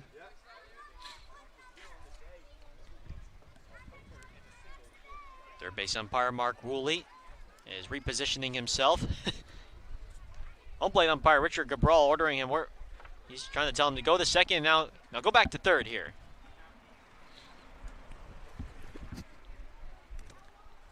So Goodwin, who struck out swinging, back into second against Dawson Nets. Infield will play in. First pitch. Breaking ball is low. Ball 1 to the Kansas State infielder Nick Goodwin, playing second base tonight. 1-0 pitch. In the dirt. Nice block by Justin Mickness. And so that runner at third, Justin Mickness, who was before the game today, he was taking some balls in the dirt, just getting a feel for blocking those from assistant coach Brendan Igerbro pregame. 2-0 pitch, fastball up high, 3-0 now. Igerbro would feed Mickness breaking balls and balls that would spike in the dirt, so Mickness could get his reps in and just practice feeding and catching breaking balls. 3-0 pitch. There's a fastball right down the middle, 3-1 at 87 miles an hour.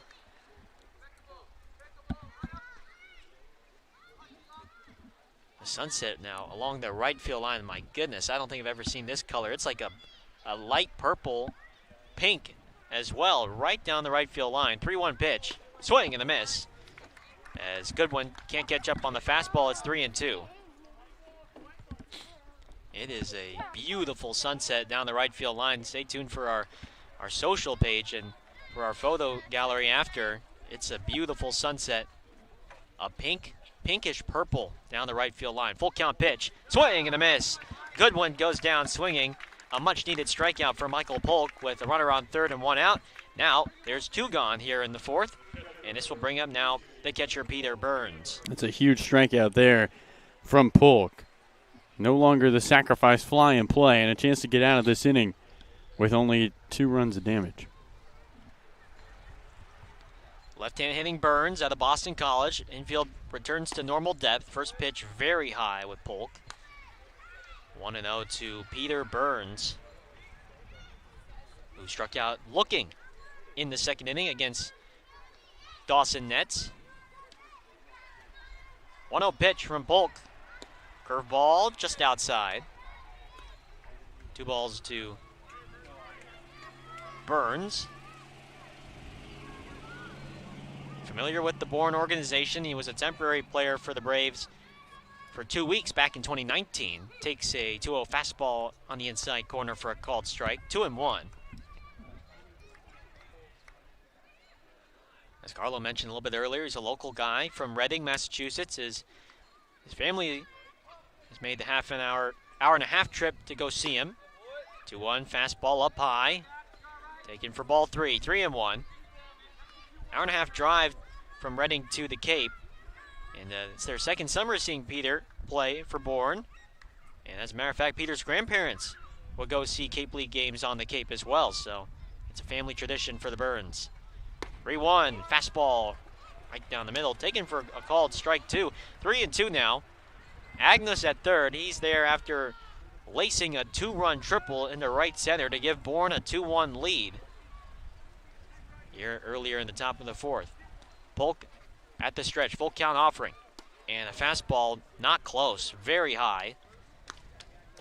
As he overthrows and loses Burns, so he'll go to first. First walk issued by Michael Polk today.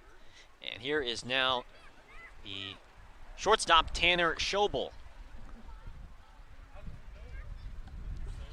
Schobel struck out swinging to open up the 3rd. Agnes at 3rd.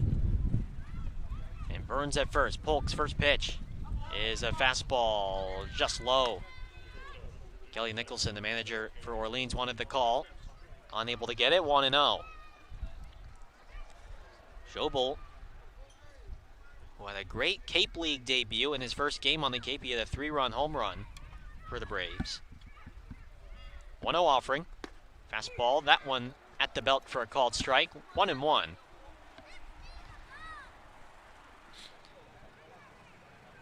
A starting middle infielder for the Virginia Tech Hokies in the regular season. We've seen a lot of Virginia Tech representation on the Cape so far. 1-1. Curveball at the knees, taken for strike 2. A ball and 2 strikes to Schobel. You get flashes of what Michael Polk can be with. He locks down that control. Some of these pitches have been beautiful, finding the strike zone.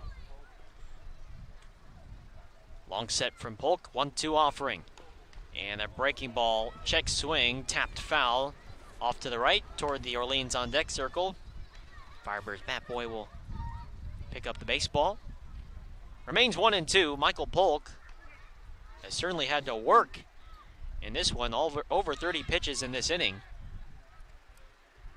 1-2 pitch, Burns runs from first, swinging a foul straight back beyond the protective screen and out of play toward Route 28. And we'll do it again, 1-2. Polk at 35 pitches alone in this top of the 4th. He's thrown 13 balls over 22 strikes. Trying to get the 3rd and final out of this top of the 4th. 1-2 pitch. Breaking ball. Nice block by McNiss. It's outside for ball 2. 2-2. Nick Wallerstedt getting warm in the pen for Orleans. I imagine with that high pitch count that you mentioned, Garrett, this will be it for Michael Polk. So Polk trying to protect this deficit and hold it to 1. 2-2 pitch. Fastball on the outside corner. Strike 3 called. Schobel goes down looking And so Michael Polk does a nice job, but he does give up a 2-run triple to Zach Agnos out of East Carolina University. And Bourne leads 2-1 as we head to the last of the fourth. We'll be right back here on the Birds Broadcast Network. Your Orleans Firebirds would like to thank Franklin Sports for their sponsorship of the Cape Cod Baseball League. Franklin is yet again proud to be the official batting glove of the Cape Cod Baseball League. Throughout the summer, all 10 Cape League teams are wearing their own custom team's batting gloves, courtesy of Franklin Sports. To order your favorite team's design or to create your own, visit franklinsports.com/custom. Enter code CCBL20 for 20% off your purchase. From Cape Cod to the major leagues, only the best hitters in baseball wear Franklin gloves. Whether it's life insurance to safeguard your loved ones, an umbrella policy to protect your teen driver, or making sure your home is covered from storm damage, Rogers Gray is there to guide you. Insurance is more than just a box to check. Trust Rogers Gray, a proud sponsor of the Cape Cod Baseball League.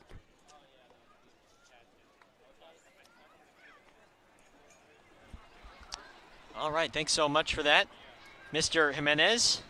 You know, you're always so kind to give me props and thanks on those ad reads. I have to return the favor, okay? Thank you.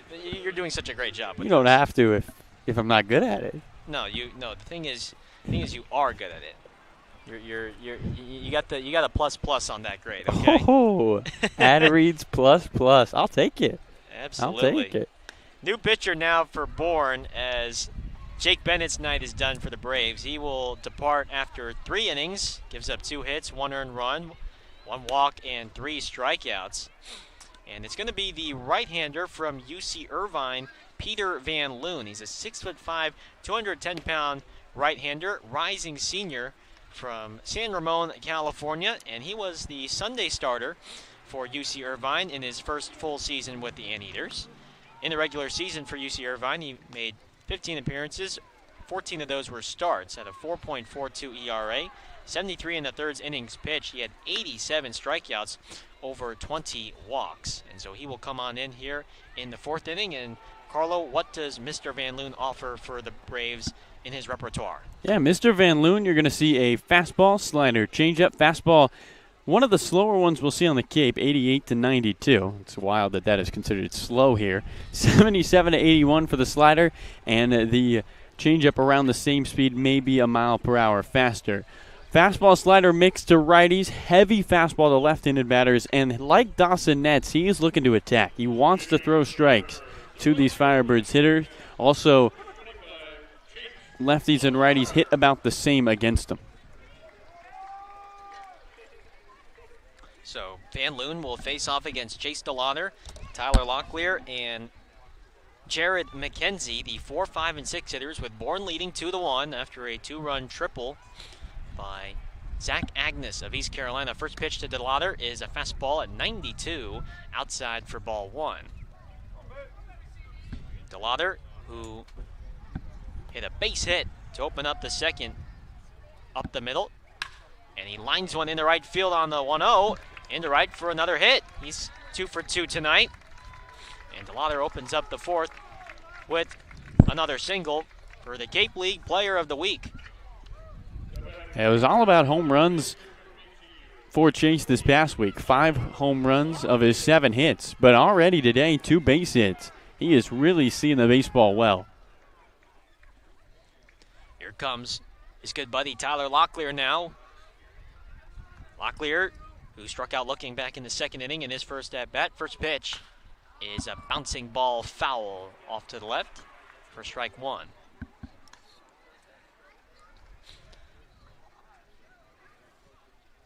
Locklear, then McKenzie for Orleans.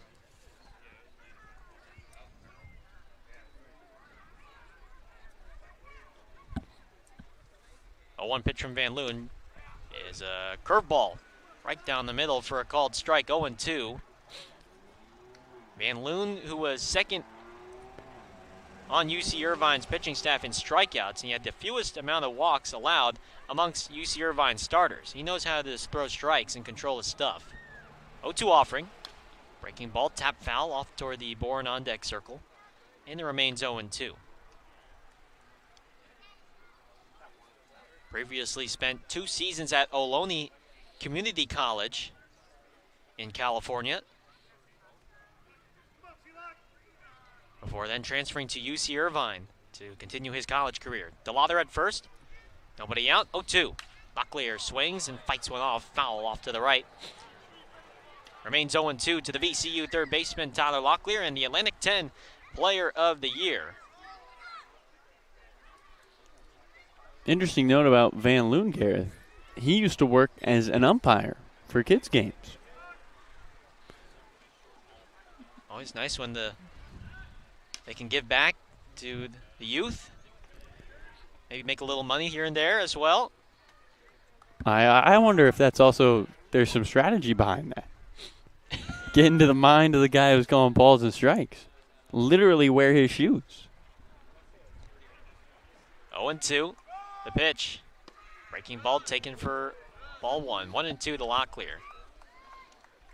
Locklear, who hit a freshman record 16 home runs in the regular season for VCU, which ranks second all-time in single-season school history. First VCU player to be named Atlantic 10 Player of the Year and Rookie of the Year in the same season. 1-2. Low in the dirt with the fastball. 2-2 now. Locklear, who hit .345, 16 home runs, over 66 runs batted in. He just had a huge year. And the Firebirds fans are certainly lucky to have Locklear for this summer. 2-2 pitch. Low in the dirt again with the fastball. Van Loon unable to locate his spot. Count is full, 3-2. Jared McKenzie standing on deck, ready to go. Bourne 2, Orleans 1. Here in the last of the fourth. Van Loon at the stretch, 3-2. Fastball on the outside corner, strike three call, and Locklear slams his bat on the dirt. Unhappy with the call. And that's the second time he's gone down looking tonight, and here comes Jared McKenzie. Yeah, the second time he's gone down looking on a 3-2 pitch that was close. Tyler's been feeling good as of late, and that just hurts. When he thinks he's got ball four and a walk down to first, and instead he's got to go to the dugout. Here's McKenzie now. First pitch. And it gets past the catcher. Burns and off to second. And standing up there at second is Chase DeLauder. A fastball low. And it just went right through Peter Burns' mitt. It'll be interesting to see how they score that. Pass balls have been a rarity here on the Cape. Certainly was a catchable ball, I think, if you ask Peter Burns. It was a low pitch. And official score has it ruled as a pass ball. 1-0. Up the middle, speared by Van Loon. Now they got DeLauder hung up in the rundown as the throw goes over the third. DeLauder is tagged out by Agnes. Now the throw goes to first. McKenzie dives back to first. He's safe. And so not a good base running play there from Chase DeLauder. He thought off the crack of the bat that ball might be headed up the middle. Instead, Van Loon with a nice play to grab that and then get the lead out. There's two gone now here in the bottom of the fourth. You got to give credit there to Van Loon. We haven't seen a whole lot of pitchers even look towards third in situations like that this season, but he was aware of DeLauder.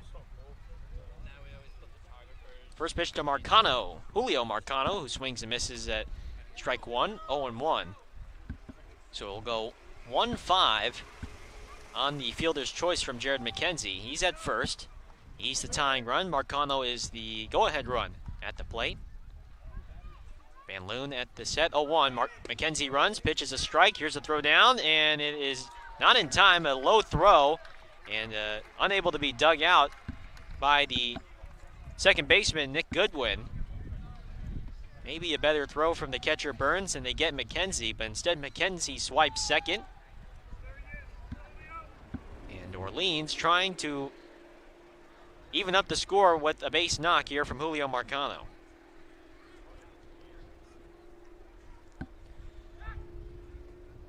It's a two-strike count to Marcano. That previous pitch was a fastball on the inside corner.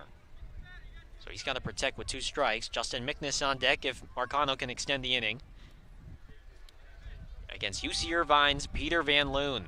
Look over at second. 0-2 pitch, breaking ball on the outside corner. Strike 3 called. Marcano disagrees with home plate umpire Richard Cabral. And Van Loon gets out of it after giving up the leadoff hit. And he strikes out 2. And that will retire the side. On we go now to the 5th here from Eldridge Park. It's Bourne 2, Orleans 1. And our sideline reporter, Noah Searson, is going to be standing by with manager Kelly Nicholson. Kelly's coming up the steps. And so Noah is standing by with our manager, Kelly Nicholson. Noah? Yeah, I appreciate it, Gareth. I'm on the sidelines here with the skip himself. When we talk about Dawson Nets' performance today, we saw a lot of his slow breaking ball working really well today. What did you see from him? He had a really good performance to start it off. Yeah, exactly. Good curveball. Spotted up pretty well with his fastball. We were going to limit him to about 45 pitches. He's uber competitive out there. We like what we saw from Doss tonight. He threw the ball really well. Is he going to have the opportunity to get stretched out a little bit over the course of the That's summer? the plan. You know, hopefully next time we run him out there, we'd like to see maybe 45 to 60 pitches, get him up to 4 innings. If he's super efficient, maybe that could give us even 5 innings, Noah. And on the offensive side, a couple bags stolen tonight. It seems like you're a little more active on the base paths tonight. Is that something that you came into? It's pretty windy. You know, we're not gonna hit 7 homers tonight, probably. So we've got to run the base a little bit, play a little small ball, and got to scratch for some runs tonight. All right, small ball for the Firebirds. That's what we got on the sidelines. I'll send it back to you guys in the booth. All right, thanks so much, Noah. Catching up with our manager, Kelly Nicholson, for our bottom of the 4th interview. And new pitcher now for the Firebirds. Coming on in now to replace Michael Polk is the Arizona State right-hander, Nick Wallerstedt.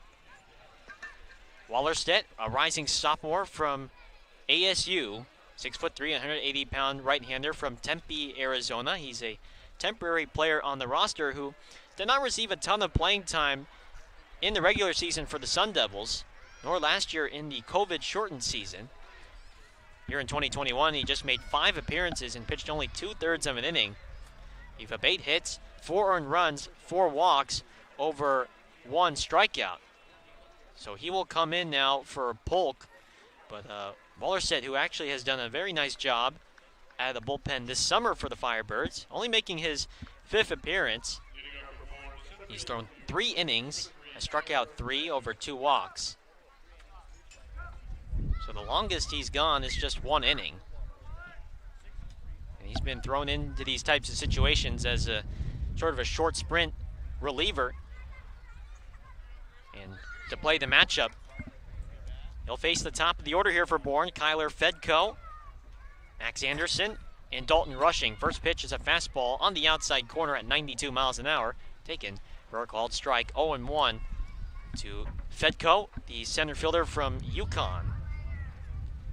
He's 0 for 1. He was hit by a pitch to lead off the game, and then he struck out swinging in the 3rd. Swings at the 0-1 and grounds one to second. Chanier to his left, throws on the run in time. And there's the first out of the 5th from the Ole Miss second baseman, Peyton Chanier. 1 retired. And here is Max Anderson now, the Bourne DH from Nebraska. Anderson's 0 for 2. Lined out to right in the 1st and then grounded out in the 3rd. First pitch swing is popped foul off to the right onto the hill. 0-1 to Max Anderson. We've talked about already on the broadcast, the Big Ten Freshman of the Year. From the windup, 0-1 from Wally. And a high fly ball well struck out to center field. Center fielder Cox with a step back now comes in as the wind dies it down a bit. And he makes the catch. And now there's 2 gone in the top of the 5th. So you heard Kelly Nicholson with our sideline reporter Noah Searson. And the wind is still blowing in, and you're not going to be able to hit the home runs like they did back on Friday against Brewster. First pitch to Dalton Rushing is low and in for ball 1. So certainly the conditions factor into the strategy, and it's going to be more of the speed and small ball type of game. And there's still plenty of game left. 1-0 pitch from Wallerstedt. Swing and a miss. Fastball waved and missed on from Dalton Rushing, the Louisville first baseman. Base runners a little bit more active on the base paths. Maybe a couple more bunts shown here and there. 1-1 is rolled foul off to the right toward our first base camera. We should mention that our home plate camera ran into some technical difficulties while we were setting it up at the beginning of this game, and so it is only a single camera stream. We apologize for the inconvenience and appreciate your patience with us for our first base camera. Wallerstedt's 1-2. In the dirt, gets away from Justin Mickness. Going to be a close play. Here's the throw to first, and it's not in time. So Wallerstedt got the strikeout, but that ball squirted past Justin Mickness through his legs. And over to first. Safely goes Dalton Rushing on that play. So he's aboard. And here is now Caden Wallace for Bourne.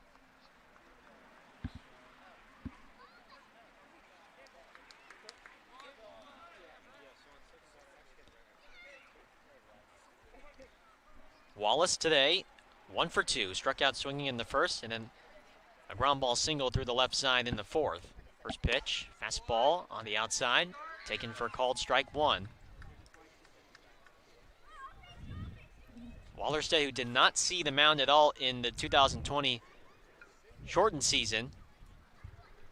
Again, only just 5 total appearances for him this spring for Arizona State, and he only just pitched 2/3 of an inning. A 1 pitch, watch out. Fastball, a heat-seeking fastball, almost hits Wallace up in the head area.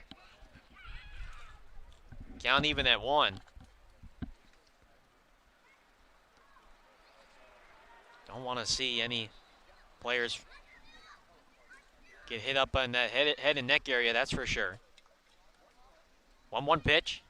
Breaking ball, fouled straight back off the bat of Wallace. And the count now 1-2 with Braylon Wimmer on deck for Bourne. Braves took the lead in the top of the fourth on a 2-run triple by Zach Agnes out of East Carolina University. 1-2 pitch from Wallerstedt is a fastball low and outside. Count 2-2. Wallerstedt right now sitting in the low 90s with the fastball, 92. Has topped out so far at 93. 2-2. With Rushing at first, the pitch. Swing and the miss. Wallerstedt with the fastball past Caden Wallace. It's a nice ovation from the home crowd, as well as some of the cars honking their horns over on Route 28. We will head now to the last of the fifth. It's Bourne 2, Orleans 1 when we come back here on the Birds Broadcast Network. Curry College is where you go to become anything you want. Curry prepares students to engage in successful careers with learning beyond the classroom, explore undergraduate programs including new majors in sport and recreation management, graphic design, marketing, and computer science. Online at www.curry.edu.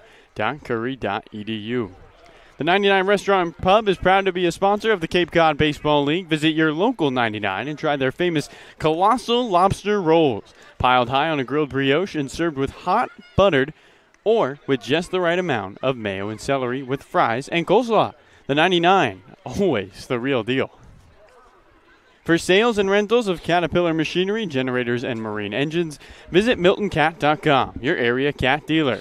Milton Cat, the Cape and Islands Caterpillar dealer, is proud to be a sponsor of today's game.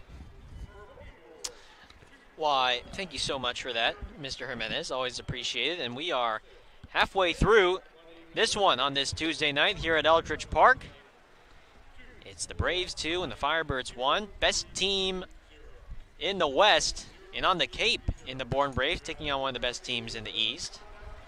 Right now, the Eastern Division standings a little bit clustered right now after Orleans' loss to Brewster last night. It's a bit of a A three-way battle for first now between YD, Brewster, and Orleans. But still plenty of baseball left to be played here on the Cape. Game number 13 out of 38 possible for the Firebirds. We've had 2 rainouts. And 2021 Cape League rules, no makeups, unfortunately, for games that are rained out, as Justin Mickness, first pitch swing, fouls one out toward Route 28 off to the left, 0-1. So, no makeups, no reschedules. 38 possible games for Orleans. 0-1 pitch from Van Loon is a slider that catches the outside for a called strike 2. 0-2 to the Kent State catcher, Justin Mickness. It's Mickness, David Marcano, and then Peyton Chanier. 8-9-1 dude up against Van Loon here in the last of the 5th. Breaking ball low on the 0-2. Count now 1-2 to Mickness, who drew a walk back in the 2nd inning. Left-handed hitter. Hands out in front. 1-2. Mickness swings and pops one foul straight back onto Route 28 again. 1-2. Right now, all the trees to the left of Route 28, it's got to be a gold mine for Cape League baseballs out there, Carlo. Those trees take a beating. 1-2. Mickness, little soft liner in the left, and making the catch in foul ground is the third baseman, Agnes, just on the foul line. And Mickness is retired, and he's the first out of the 5th for the Firebirds. Well, for the first time since Mickness's last start 3 games ago, he doesn't walk in an at-bat. I mean, he's got the best eye on the team right now. The walks prove it, as Marcano shows a first pitch bunt and fouls it straight back. It'll be 1 strike to David Marcano. Twin brother of Julio Marcano, and if you missed it earlier, go to our Orleans Firebirds Twitter page for our tonight's trivia question. Marcano swings and lifts one high and deep into left field. Backing up is Wimmer, just shy of the warning track, and he squares up and makes the catch with one hand for out number 2.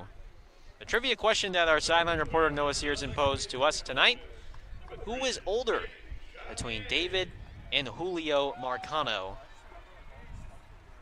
Send us your answer. You can either send it to us here on our live stream or go on to Twitter and type your answer. Winner will be announced. The answer and the winner will be announced after the 8th inning. As Chanier, first pitch low and in for ball 1. David Marcano and Julio Marcano, identical twins. Can you tell them apart without the uniform? I was just about to say, no, we might need a close-up on that. As Chanier, 1-0 fastball outside, 2-0. It is very hard, I will say. It's very difficult to tell them apart a little bit. There's certain features, facial features or characteristics that can point it out, but it's certainly difficult. 2-0 pitch, Chanier bounces one foul off toward the Bourne dugout. 2-1. Doesn't help also they're both listed at 5'11", 185. You know what I noticed also? They almost have the exact same batting stance. They got the left leg sort of out toward the left on the edge of the box. They are sort of wagging the bat up high near their head. Very similar batting stance. 2-1 pitch to Chanier from Van Loon is a breaking ball high and in. Chanier has to veer himself out of the way, and it's now 3-1 to the Ole Miss second baseman, who has struck out twice. Struck out 3 times yesterday against Brewster, and he already has 2 today. 3-1 pitch. Thought that was ball 4. Instead, a high strike on the fastball from home plate umpire Richard Cabral, and it's full now with Rylan Thomas on deck for the Firebirds. A lot of pitches on the edge tonight have been called strikes. Van Loon working from the windup. Here's the 3-2 offering. And Chanier takes ball 4 up high. Pretty good spot from Peter Van Loon with the high cheese, but Chanier that time lays off, and he is the tying run aboard with 2 gone for Rylan Thomas. Yeah, I think Van Loon was trying to hit the same spot he got strike 2 called. Just missed it upstairs. Richard Cabral not as willing to give him the strike this time, and now Chanier aboard. Rylan Thomas from the University of Southern California. First pitch swing, look out, headed straight back toward us. 1 strike to Rylan, who is hitless in 2 at-bats. He's bounced out twice. 1 to short and then 1 to second. For the best hitter on the Cape when it comes to batting average. 0-1 pitch. Fastball outside. Count even at 1. Rylan Thomas with 18 hits in 40 at-bats prior to the start of this game. I mean, nearly half of his at-bats are hits, which is just incredible. Against some of the best pitching in the country, best college pitching in the country, as Chanier is checked on by Van Loon at first. He's back to first with a head-first slide. 1 ball, 1 strike to Rylan. Chanier with his lead at first. We'll see if he decides to run here with 2 down. 1-1 pitch, poked foul off to the left and on to Route 28 once again. And it's 1-2 to Rylan Thomas.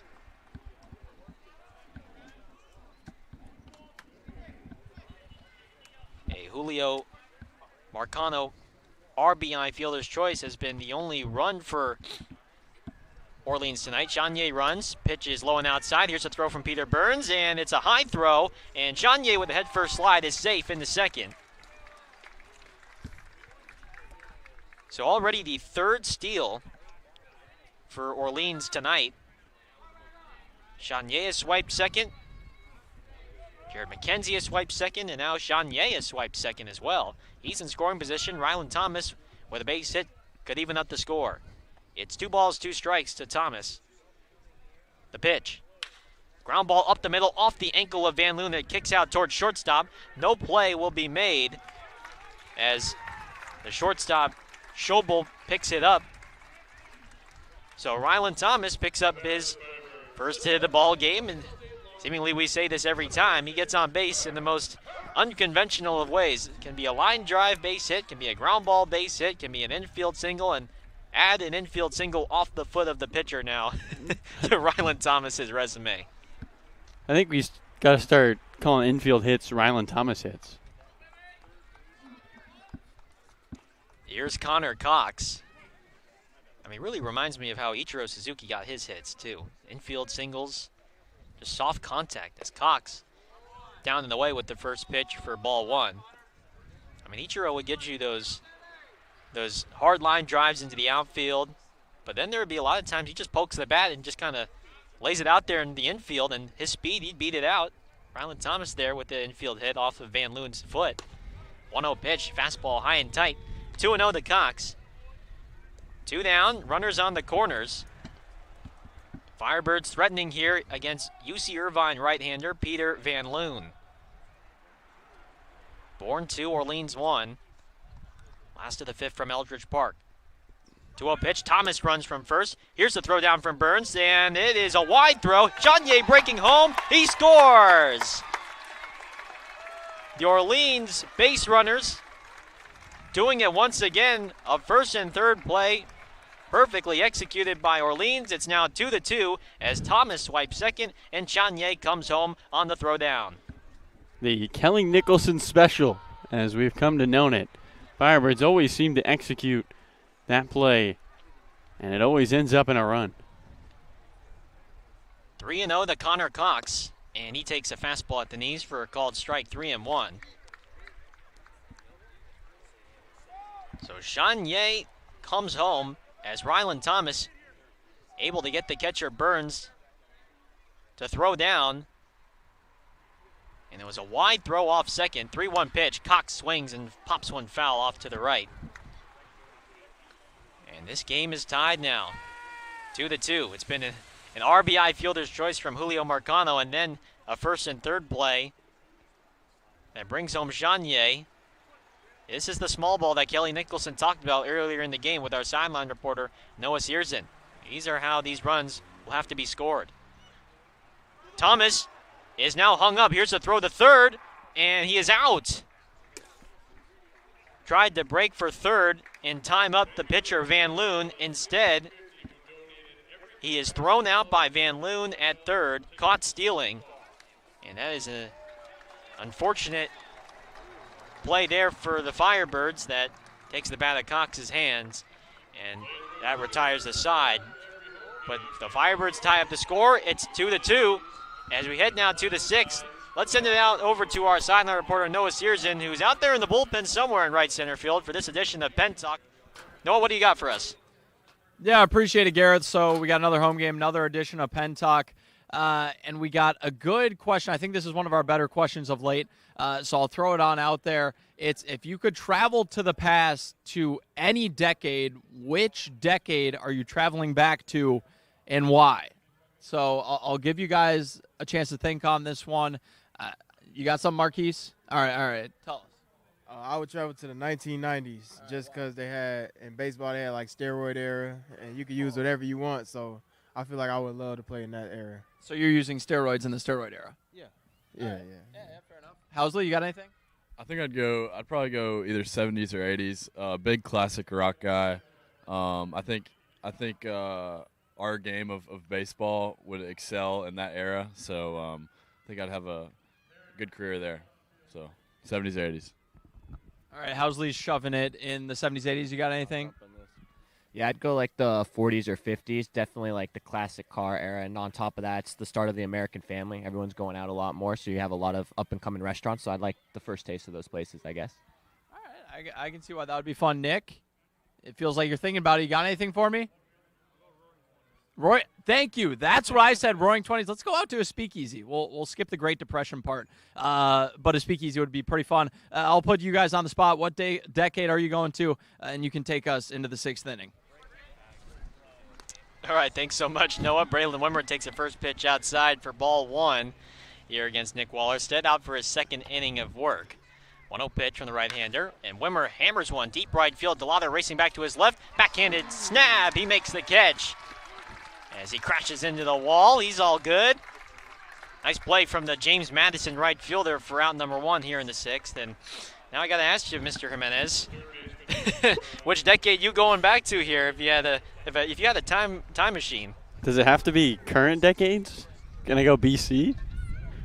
Oh, I mean, I guess. Do you want to go to BC? I'm going 350 BC to talk to my boy Plato. First pitch is swung on and missed by Zach Agnos. Are you sure his name's not Pluto? No, it's Plato. 0-1 pitch. Agnos swings and fouls it straight back. All right, you know what? I'm going to go. I'll go back to the 80s. I think that the disco era. I think the 80s would be great. A little dance parties and disco. Music was great. I love me some 80s music as Agnos takes inside for ball 1. So I want to go to the 80s. Meanwhile, Carlo wants to travel back to 350 BC to talk to Plato. That sounds like a lot of fun out there. And, of course, you heard our answers from our bullpen. 1-2 pitch from Wally is a foul straight back. A ball and 2 strikes to Zach Agnos, who gave Bourne the lead back in the top of the 4th. With a 2-run triple to right center field. He's driven in the only runs of the ball game for the Braves. Wallerstedt from the windup. 1-2. Breaking ball popped up. Down the right field line. The first baseman Marcano sprinting over it. And, did he make the catch? He crashes into the fans out there. Over the shoulder grab. Did he hang on? He runs into some fans out there down the right field line onto the hill. We hope everyone's okay. And right now, more importantly, the question is of Marcano's health as well as all the fans out there. Plenty of youngsters out there. And looks like Marcano is walking back to the field and is okay. Hopefully those down the right field line in attendance on the hill are okay as well. Boy, Marcano with a full head of steam, too. He did not slow down whatsoever there, Carlo. Yeah, we can't tell now. It looks like everyone's all right, but what a collision down the right field line. It's a lot of room out there down right, and you can run all the way onto the hill. The fencing stops. 1-2, tap foul. Off to the right toward the Orleans on deck circle. Remains 1-2. So hopefully everyone's okay after the minor collision there from Marcano. 1-2 from Wallerstedt. Swing and a miss. Agnes waves at the fastball at 92 from Nick Wallerstedt, who is making his first appearance this summer. That's over an inning, so he's going to stretch. Kelly Nicholson's going to stretch him out for another inning here, and he's done a nice job. And there's 2 down here in the 6th. Here's Nick Goodwin now. First pitch, fastball at the knees. Nice pitch from Wallerstedt. A first pitch strike to the Kansas State second baseman. It's fun to see guys like Nick Wallerstedt get their innings in here on the Cape when they didn't get a whole lot in the regular season. As Goodwin loops a single in the right, and it dumps in front of the right fielder DeLauder for a 2-out hit.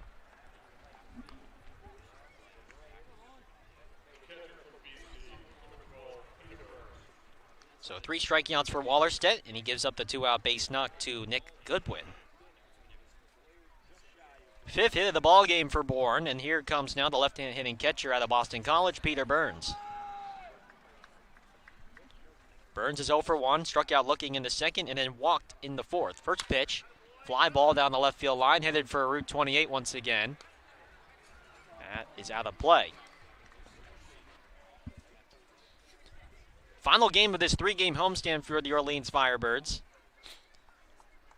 A win against Chatham on 4th of July. A loss to Brewster yesterday. And a tie ball game here as Burns, ground ball past the dive of the second baseman, Chaudier into center field. Heading for third is Goodwin. Throw will go into second. And Peter Burns with laces a single right back up the middle past the diving attempt of Peyton Chaudier on the backhand, and so Bourne with an opportunity here to go out on top again. Runners on the corners, 2 down, and here comes the shortstop, Tanner Schobel.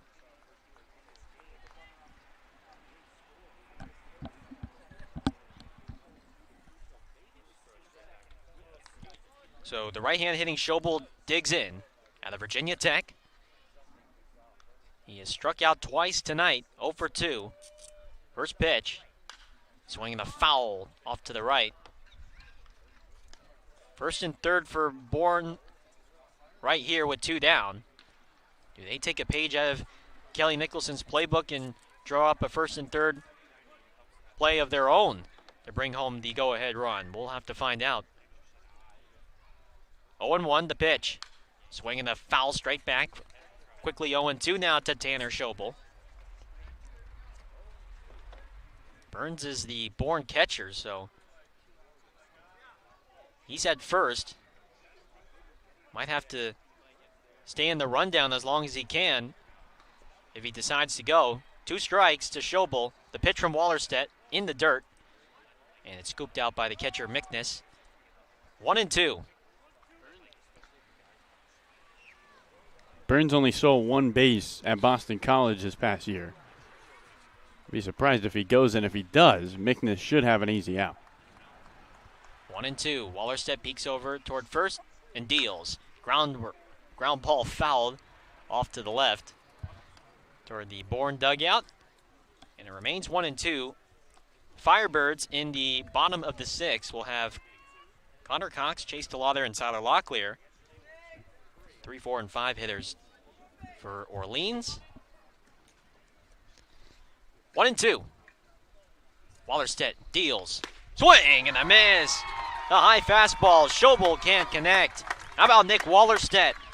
4 strikeouts over 2 scoreless innings for the right-hander out of Arizona State. On we go now to the last of the 6th.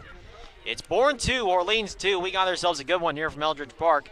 When we come back, you're on the Birds Broadcast Network.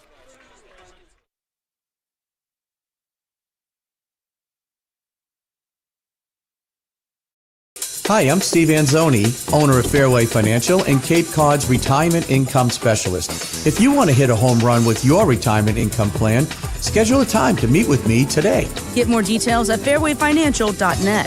That's fairwayfinancial.net.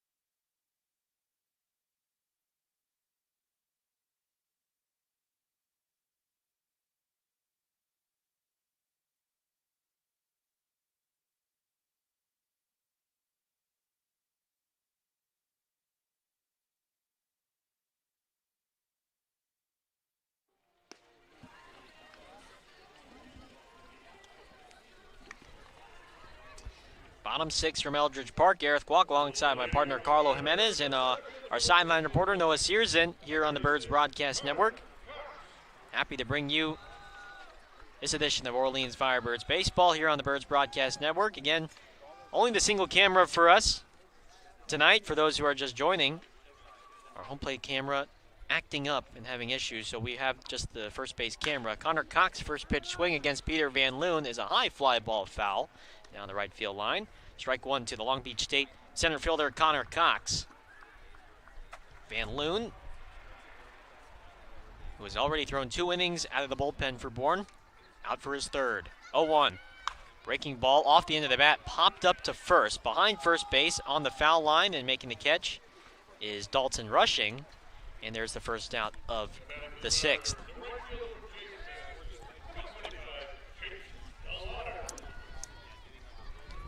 So here comes now the Cape League Player of the Week, Chase DeLauder. If anyone could untie the score with one swing, it's certainly the man at the plate right now, Chase DeLauder. First pitch is a breaking ball that catches the outside. Nice pitch from Van Loon, 0-1. Chase with a couple of singles tonight. He's 2 for 2, 0-1. And a line drive, wow, almost took the head off of Van Loon. Up the middle into center field, a base hit. That's his 3rd hit of the ball game. DeLauder aboard for Tyler Locklear now with 1 out. All hard contact from Chase DeLauder. He has looked really good today. And now Tyler Locklear, who struck out twice on really close 3-2 counts, steps into the box. Well, Tyler's probably thinking, I'm just going to swing at everything at this point. I'm not letting the umpire ringing me up for the 3rd time. He swings at the first pitch, fouls one off the catcher Burns for strike 1. Locklear, who's been rung up twice tonight, both looking on pitches close in the zone. Maybe pitches he certainly doesn't agree with, but now he can't make that same mistake 3 times now. Trying to deliver here for Orleans, keep the line moving with the go-ahead run at first in Chase DeLauder. 2-2 ball game here between Bourne and Orleans. 0-1, and now a throw over to first. DeLauder back to the bag, standing up. Chase, who does have a stolen base already tonight. Already 3 steals for Orleans in this game against the catcher for Bourne, Peter Burns. We'll see if DeLauder is aggressive again here. 0-1. And a bouncing ball to short, fielded by the shortstop, Schobel. He'll go the long way to first, and he'll retire Locklear for the out. Over to second goes DeLauder. So a softly hit ground ball that Schobel had to charge, and it was going to be tough to get the out at second. So he'll take the sure thing and get the out at first. DeLauder advances to second. He's in scoring position, and here comes Jared McKenzie with 2 down. Yeah, because of the slow rolling infield, Schobel had to come so far in that the throw to second, he would have had to pirouette to get it there. Big opportunity for Jared McKenzie now to deliver. First pitch is in the dirt. Ball 1 to the Baylor left fielder, McKenzie. Jared's 1 for 2. An infield single in the second, and then reached on the fielder's choice in the 4th. Shortstop Schobel holding on DeLauder. 1-0 is outside with the fastball. 2-0. There is some activity out in the Orleans bullpen out in right center. Wallerstedt has thrown 2 scoreless innings. We'll see if he goes out there one more time or if his night is done. 2-0 pitch from Van Loon. And a fastball low and outside. 3-0. Van Loon,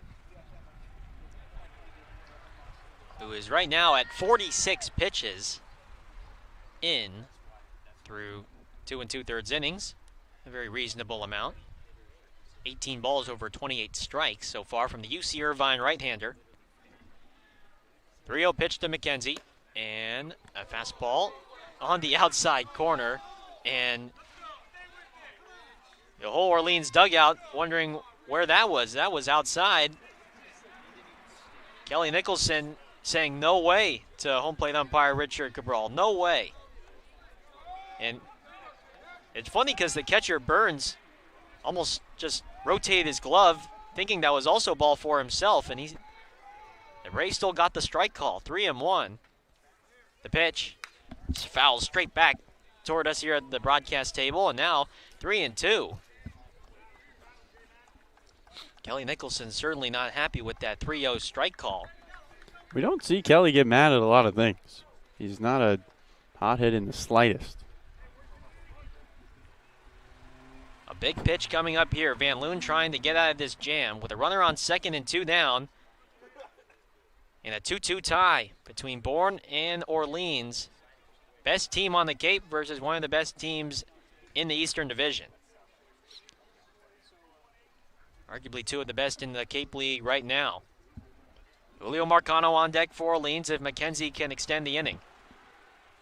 And Van Loon will step off again. He wants to go through the signs one more time with Peter Burns. Lauder's got good speed at second base. Already stolen a bag today, so McKenzie can get it out into the outfield. Definitely a chance to bring home the go-ahead run. 3 balls, 2 strikes. To Jared McKenzie. Van Loon at the chest. The pitch. Popped up. On to Route 28. Off to the left. And we'll do it again. 3-2. McKenzie, who just has only 2 runs batted in on the summer, hasn't had a ton of opportunities to drive in base runners. If anything, he's the guy that starts the rally with a base hit or with the walk. But an opportunity to do so here. 3-2 from Van Loon. McKenzie fouls one off down the left field line on the Route 28 again. In the battle right now with Peter Van Loon.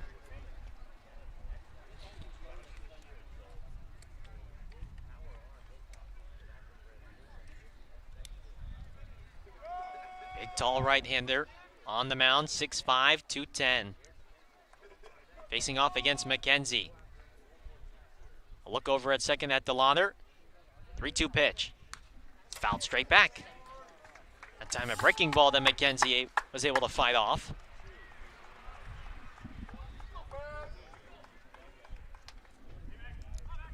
This will be the 8th pitch of the at-bat here. Bourne will have the top of the order due up to begin the 7th. Fedko, Anderson, and Rushing. The 8th pitch of the at-bat, 3-2. McKenzie flies one down the left field line. And we'll do it again. McKenzie and Van Loon in a big spot here. Bottom 6. Firebirds trying to take the lead here with a base hit with Chase DeLauder in scoring position. Against the best pitching team right now on the Cape. 3-2 pitch. McKenzie, broken bat, soft ground ball to short. Schobel fields it, throws to first, and the throw is dropped by the first baseman Rushing. It just pops out of his glove, straight to the ground. A gift for this Orleans Firebirds team. What should have been out number 3 in the inning over for the Bourne Braves. Instead, the bases are now loaded. The bases are not loaded. There's runners on first and third for Julio Marcano now. Does ball don't lie work here? I would think so. Here comes manager Harvey Shapiro now for Bourne. He'll make the walk out there. So that's got to be an E3 on Dalton Rushing, the first baseman. I mean, it was just wasn't a high throw, or it wasn't necessarily a low throw either. Right about belt high. Thigh high throw from the shortstop Schobel, and it just popped out of his glove. And he dropped it. So a tough way for Van Loon to go out. He will exit as Shapiro is going to make a pitching change, and we'll have ourselves a new pitcher when we come back. It's runners on first and third with 2 down. Game tied 2-2 with Julio Marcano up to the plate when we come back.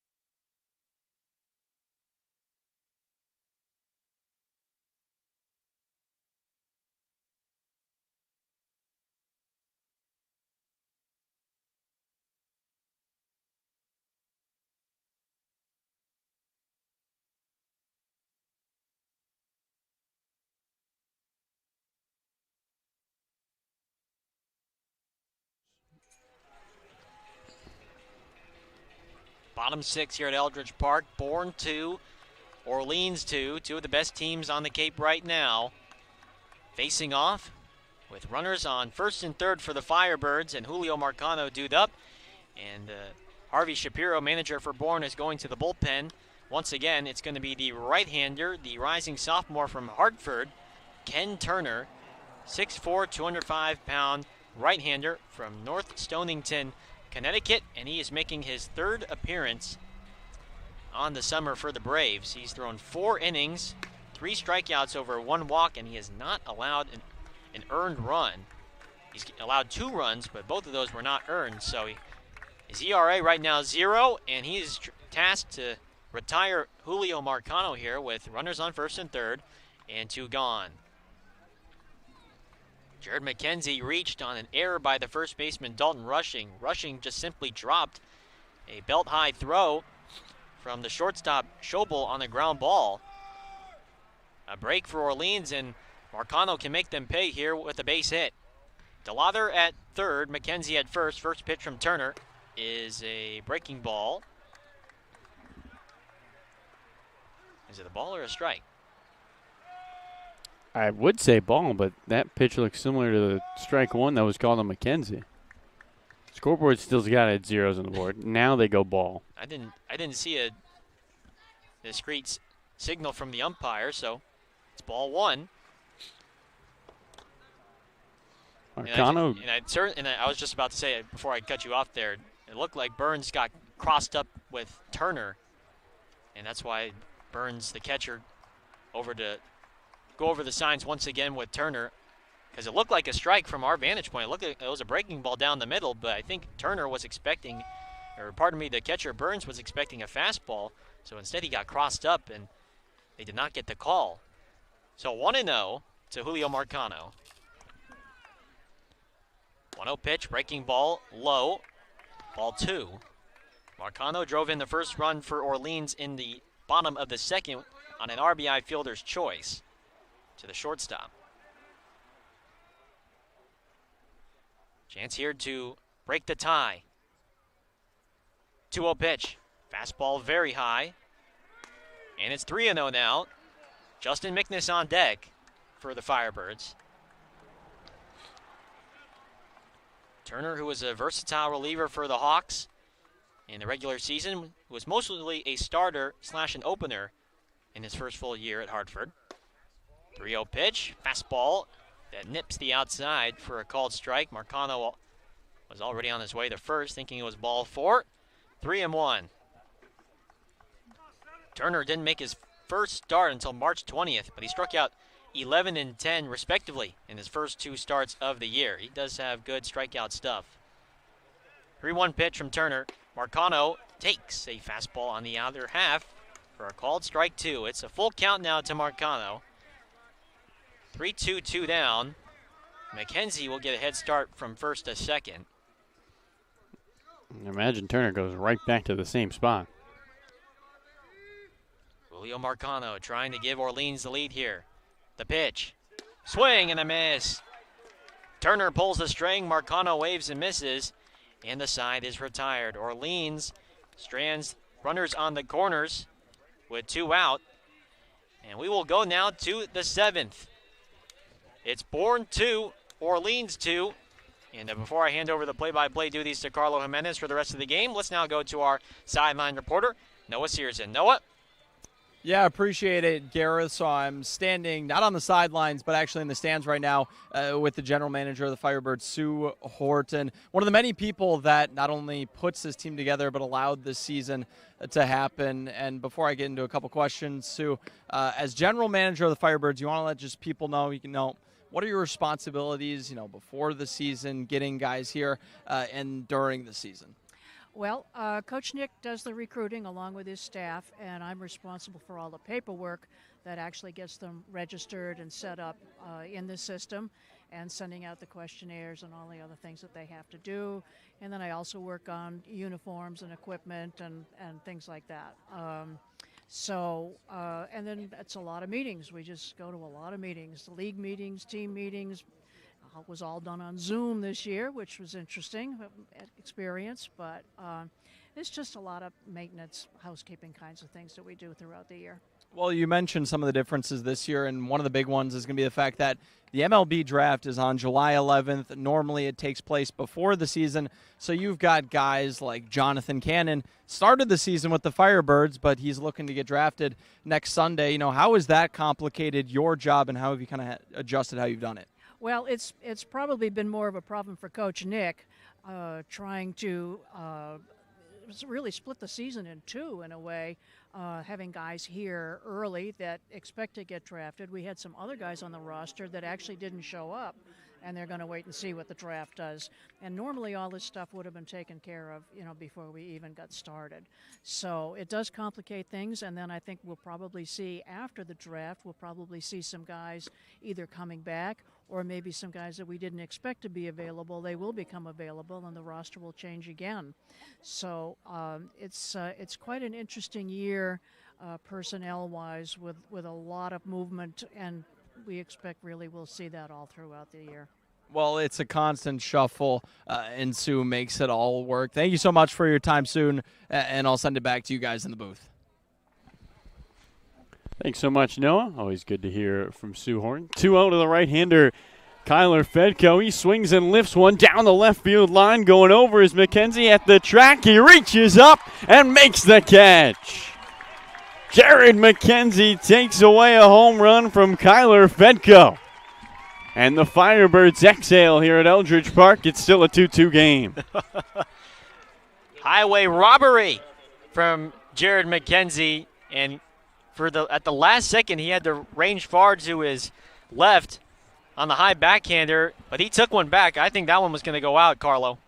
Max Anderson, the right-handed batter, swings and fouls the first one foul down the right field line. And the count, no balls, one strike. 2-2 game. Boy, what a start to the top of the seventh. Bourne and Orleans. Nick Wallerstedt out there for his third inning of work. And boy, has he earned the trust of head skipper Kelly Nicholson. Wallerstedt peeks over the top of the glove, 0-1. Skips in, and the count 1 ball, 1 strike. Wallerstedt came to the Firebirds and on opening night against Brewster, went an inning, walked 2, and kind of struggled. But since then, he has been terrific. 1-1. Swinging a pop-up down the third baseline over towards the Bourne dugout. Third baseman Locklear moving over into foul territory. He jogs back and makes the catch, and there's 2 away. So 2 outs quickly, and up comes the left-handed batter, Dalton Rushing, and that's going to be it for Nick Wallerstedt. What a performance for the pitcher out of Arizona State. Does not allow a run and has clean baseball. He continues to impress here at Eldridge Park. We'll step aside and come right back. Top of the 7th, 2 out, bases empty, and it's a 2-2 game here at Eldridge.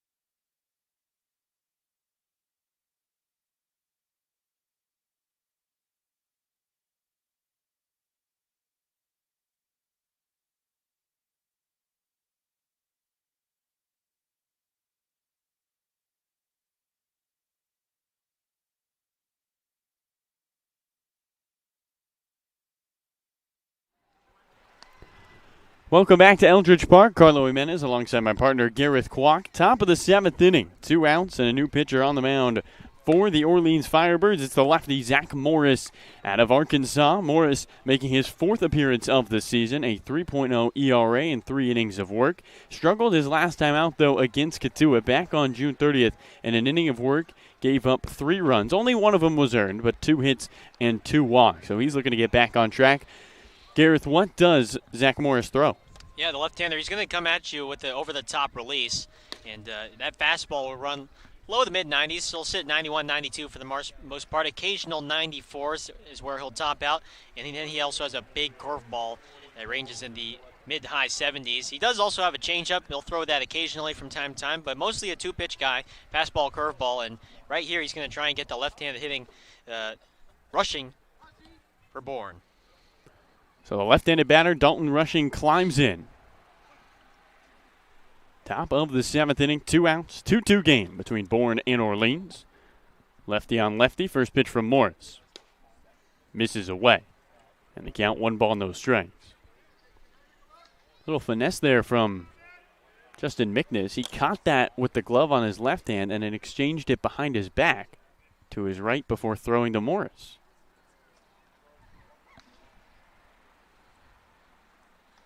1-0. Swinging a sharply hit ground ball right at Chatinier. The second baseman gloves it from deep in the dirt. He'll toss to first, and that will do it. Morris gets the lefty, and we'll head to the bottom of the 7th inning. Still even at 2, thanks to a nice play in left by Jared McKenzie. It's Orleans and Bourne tied up. Time to stretch here at Eldridge.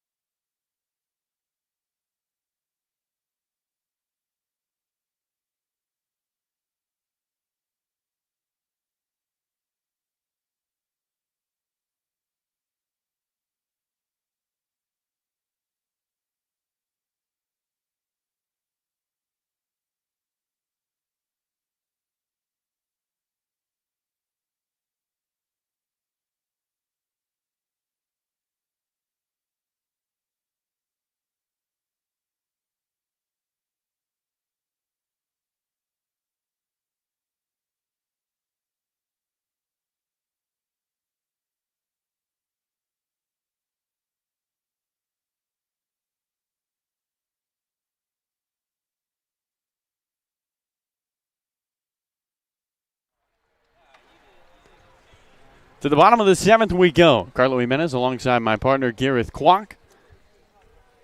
2-2 game between the Orleans Firebirds and the Bourne Braves. Bourne coming into this one after dropping their first game of the season against the Catuit Cavaliers yesterday. Losing 2-0 in that one. Picked up 9 hits and did not score a run. So the Firebirds will try to take the lead in the bottom of the 7th, and we'll start with the left-handed batter, Justin Mickness. First pitch, and he swings and flies one into left center field, going back to center fielder Fedko. Meandering to his right, he makes the catch, and there's one away. 1 pitch, 1 out for Kenneth Turner, and up comes David Marcano with 1 out and the base is empty. Orleans bringing a run home in the 2nd and the 5th. Sandwiched in between. Bourne put up 2 in the top of the 4th. As Turner steps off. David Marcano in his first game as a Firebird. First pitch. And he chops one foul straight back. Good play by Peyton Chatinier, grabbing it with the offhand off the netting and tossing it to the ball boy. And the count, no balls, 1 strike. Turner looks on, 0-1. Chatinier swings and lines one down the right field line onto the hill. And he's down. Marcano down in the count, no balls, 2 strikes.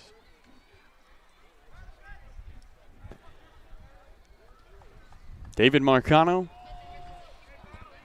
went to NJIT with his brother. Is 0-2. And he pops one up over towards right center field. Center fielder Fedko looking over. Right fielder Wallace calls him off. And there's 2 gone. Now up comes Peyton Chatinier. Right-handed batter, walked, stole a base, scored in the 5th. Orleans 2, Bourne 2. Bottom of the 7th inning. The Bourne Braves, the story in this first couple of weeks of the Cape Cod Baseball League. First pitch to Chatinier, and he looks at a strike on the outside. Currently leading the league in average as a team.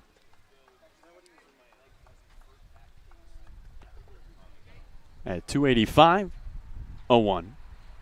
Chatinier golfs one way up there into shallow center. Second baseman Goodwin on the back pedal, and he makes the catch. A lightning fast bottom of the 7th. We'll head to the 8th. 3 up, 3 down. Firebirds unable to bring a run home, and for Bourne, it will be the middle of the lineup when we return on the Orleans Firebirds Broadcast Network. 2-2 game through 7. All right. After 7, let's go now and do our final Around the Cape League score update here on our broadcast. Final from Lowell Park. It's Wareham 5, Cotuit 2 in 8 innings. Gatemen taking the victory over Cotuit. From Lowell Park, from Stony Brook Field and Brewster, Falmouth defeating Brewster 14-2. We talked about it earlier. Brewster seemingly they either pitch really well, and then when they give up runs, it's a lot of them. They give up 14 to the Commodores. Falmouth wins 14-2 out at Stony Brook Field, also in 8 innings. Meanwhile, final game on the Cape today: Yarmouth Dennis YD versus Chatham from Veterans Field. They're in the top of the 8th. It's YD 6, Chatham 3, heading into the top of the 8th, and Hyannis and Harwich are the 2 teams that have off days today. And so those are the 3 games from today, this Tuesday, here on the Cape. Well, it's early, but Whitey getting a win would mean they remain the top team in the East Division, even if Orleans is able to get a run here and win against Bourne. Right now, the Firebirds worried about one thing and one thing only, and that's keeping this a 2-2 ball game in the top of the 8th. Up comes Caden Wallace, the right-handed batter. Wallace 1 for 3 today, struck out twice, singled and scored in that 2-run 4th. Zach Morris, left-handed pitcher on the mound. Got the final out of the 7th. He'll start the 8th. First pitch home. Strike on the outside. Count no balls, 1 strike. Wind has died down. Breeze just blowing in gently. Morris looks towards his teammate Caden Wallace at Arkansas. 0-1. Misses away. 1 ball, 1 strike. It's always interesting, Gareth, how guys who go to the same school approach each other. We talked to Connor Cox, who's faced a couple of Long Beach State pitchers this season. As here comes the 1-1 from Morris. Swing and a miss. And the count, 1 ball, 2 strikes. And he told us that his guys won't give him a fastball. They'll just go breaking ball the whole way. They don't want him to get a hit. So far, Morris has a 1-2 count on Caden Wallace. Down the hill. High fastball laid off. And the count equal, 2 balls, 2 strikes.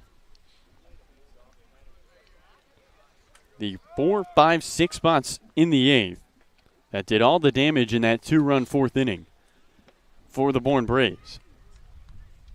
We are even at 2 in the top of the 8th. 2-2. Swing and a slicing fly ball down the right field line. Right fielder DeLauder onto the track. He reaches up and makes the catch. Wallace trying to go oppo down the right field line. And DeLauder able to track it down, and there's 1 away in the top of the 8th. Yeah, this is going to be the test for Zach Morris. He got through the first guy, and it's facing this meat of the order for Bourne, and these are all right-handed hitters. And so how does he fare here, lefty versus righty, against a good chunk of the Bourne order that has done a lot of damage the past few weeks for the Braves? Morris looks towards Braylon Wimmer and deals. Breaking ball downstairs. Wimmer lays off. Going to count 1 ball, no strikes. Wimmer also 1 for 3. Came around to score in the 4th.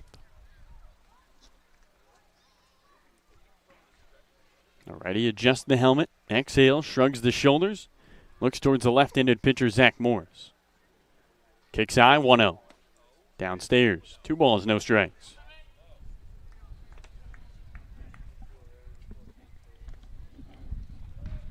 Braylon Wimmer comes from a baseball family. His dad, Chris, was a 2-time All-American at Wichita State. Here comes a 2-0. And a swing and a one-hopper right at the first baseman, Marcano. It bounces over him and into right field, a base hit. A hot shot towards Julio Marcano. He's unable to put the glove on it. See how they mark that one. And there's 1 on. The go-ahead run with 1 out here in the 8th. Yeah, that was a sharp ground ball to Marcano that took a high hop, and I think that should be a base hit, and that is the official ruling there, rightfully so. Tough play for Marcano. He had to react quickly to it. Almost had it in the glove for a second, but now Morris has to try and get a double play ball here. So up comes Zachary Agnes. A double and triple already for him. First pitch to the right-hander. Misses away. They count 1 ball, no strikes. Agnes a 2-run triple back in the 4th. Bringing home both runs for the Bourne Braves. 1-0 with Wimmer at first. Swing and a miss. 1 ball, 1 strike to him.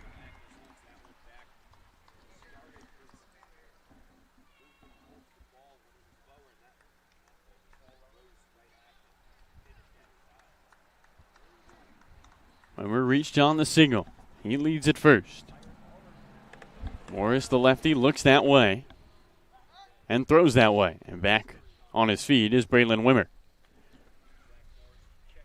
Well, Zachary Agnes came to this game, Gareth, 1 for 7 in his last 5 games. He's 2 for 3 with 2 RBIs today, tripling his RBI total on the season.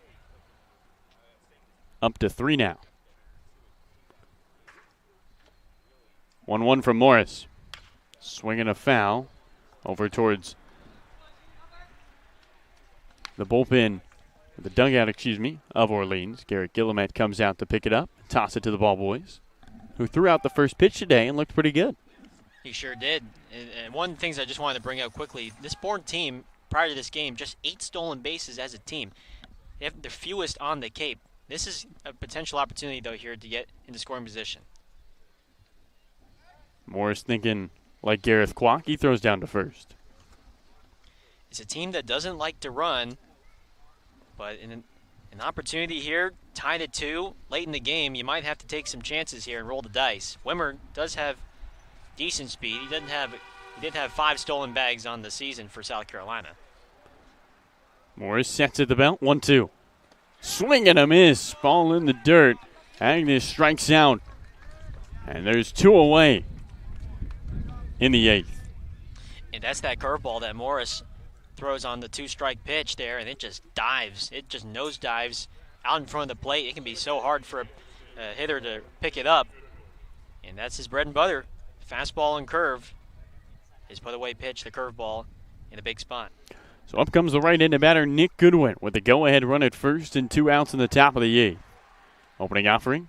Goodwin swings and lines one into the gap into right center field. Center fielder Cox moves over and cuts it off. Stopping at second on the play is Braylon Wimmer. And there's 2 on with 2 out as up comes Peter Burns in the top of the 8th. Goodwin not wasting any time. Gets a first pitch fastball, goes right center field. And so Bourne, they've had plenty of opportunities tonight where they've threatened. Had a chance in the 6th with 2 runners on the corners, but they weren't able to play home the go-ahead run. They got another opportunity here So lefty Peter Burns looks towards Zach Morris. Lefty on lefty. 2 on, 2 out, top 8 in a 2-2 game. Here at Eldridge Park, Orleans and Bourne. The pitch. Low. 1 ball and no strikes to Peter Burns. The Bourne Braves taking their first loss of the season yesterday to the Katuitt Cavaliers. And a big story in that one, the runners left on base. They left 10 on the base paths in the 2-0 loss. Morris, 1-0. Strike. And the count 1 ball, 1 strike. Nick Hull is getting loose for Orleans, right-hander out of Grand Canyon University, and this could be Morris's final hitter with a righty on deck in Tanner Schobels. So Morris here trying to do the job. At second leads Wimmer, at first Goodwin. 1-1. Downstairs. 92 on the fastball. Count 2 balls and a strike. We mentioned the 10 left on base yesterday. So far today, Bourne has left 6 on base, including a runner at third back in the 6th and in the 4th.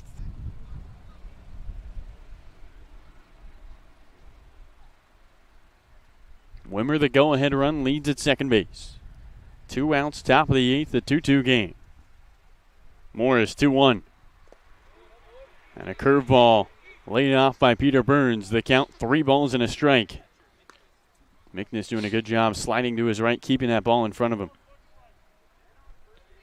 Yeah, we mentioned earlier he worked pregame with assistant coach Brendan Eigerboth on the pitching machine, just getting a feel for catching breaking balls and blocking breaking balls in the dirt with the machine, and so far he's been good behind the plate tonight. 2 on, 2 out, top 8. Here's a 3-1. Strike 2 on the inside. And the count runs full. 3 balls, 2 strikes to Peter Burns.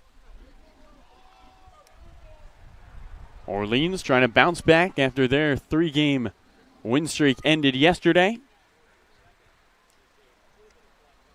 Bourne looking for a bounce back win after they were handed their first loss of the season, 12 games in. 3-2 to the plate.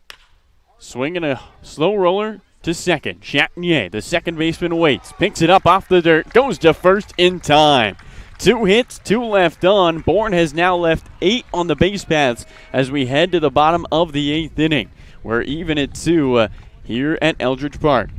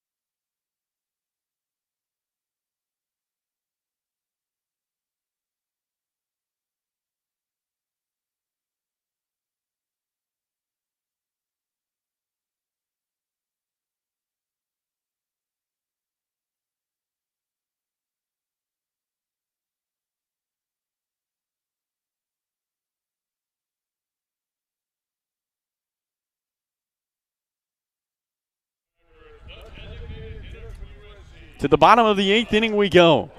Here on our Orleans Firebirds broadcast network, Carlo Jimenez alongside my partner Gareth Kwok. And it will be the left-handed batter Ryland Thomas to face off against Xavier Lovett, the new right-hander on the mound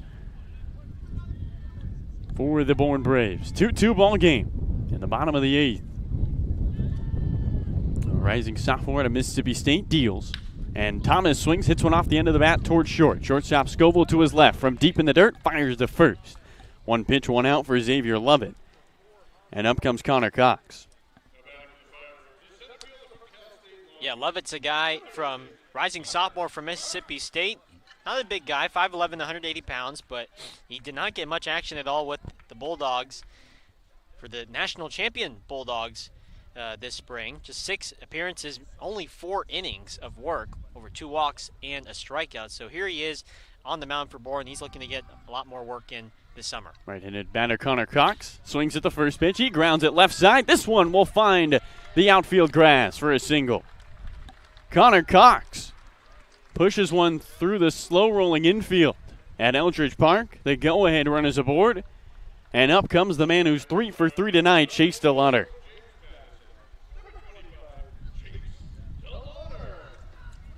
DeLauder with hard-hit singles in the 2nd, the 4th, and the 6th. He came around to score back in the 2nd.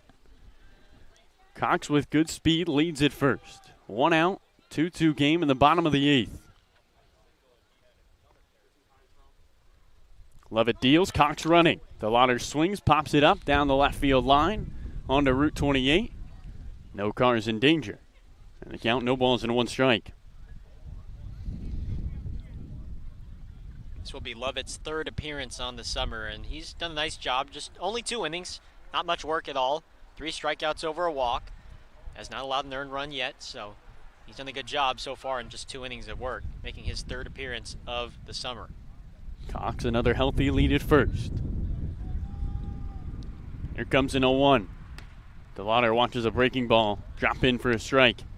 And the count, no balls and 1 strike to him. A left-hander named Cape Cod Baseball League Player of the Week after going 7 for 15 with 5 home runs. Throw down to first. Cox slides back. No tag applied by the first baseman rushing.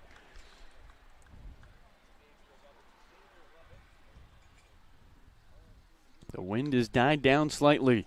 The lights are on, and the Firebirds looking to hand the Bourne Braves just their 2nd loss of the season. 0-2. Misses inside, gets back to the backstop, and Connor Cox strolls into second base. A wild pitch moves the runner up 90 feet, and now Cox in scoring position with 1 out. Yeah, in a game like this where the wind's blowing in, there hasn't been a ton of offense, that's a gift. That's a big break for Orleans. Guy in scoring position with 1 out, DeLauder here has to try and deliver. 2-2 game. And Orleans looking for the tiebreaker. 1-2. DeLauder swings, chops one up the middle. Shortstop Schobel waits for it, gloves it belt high, across his body to first, beats the speedy DeLauder by half a step. Connor Cox on to third, he's 90 feet away, and Tyler Locklear strolls to the box to try to bring the runner home.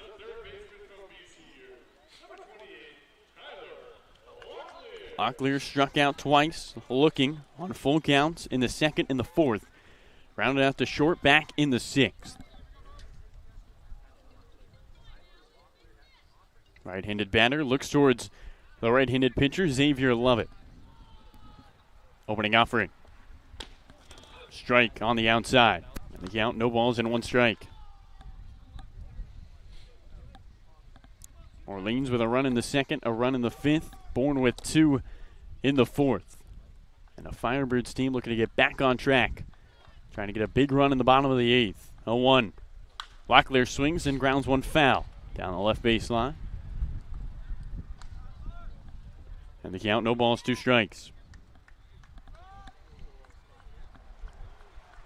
The Cape Cod Baseball League league leader in RBIs. Looking for 1 more.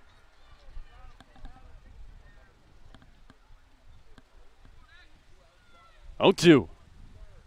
Misses away. Good layoff by Locklear. And the count 1 ball and 2 strikes.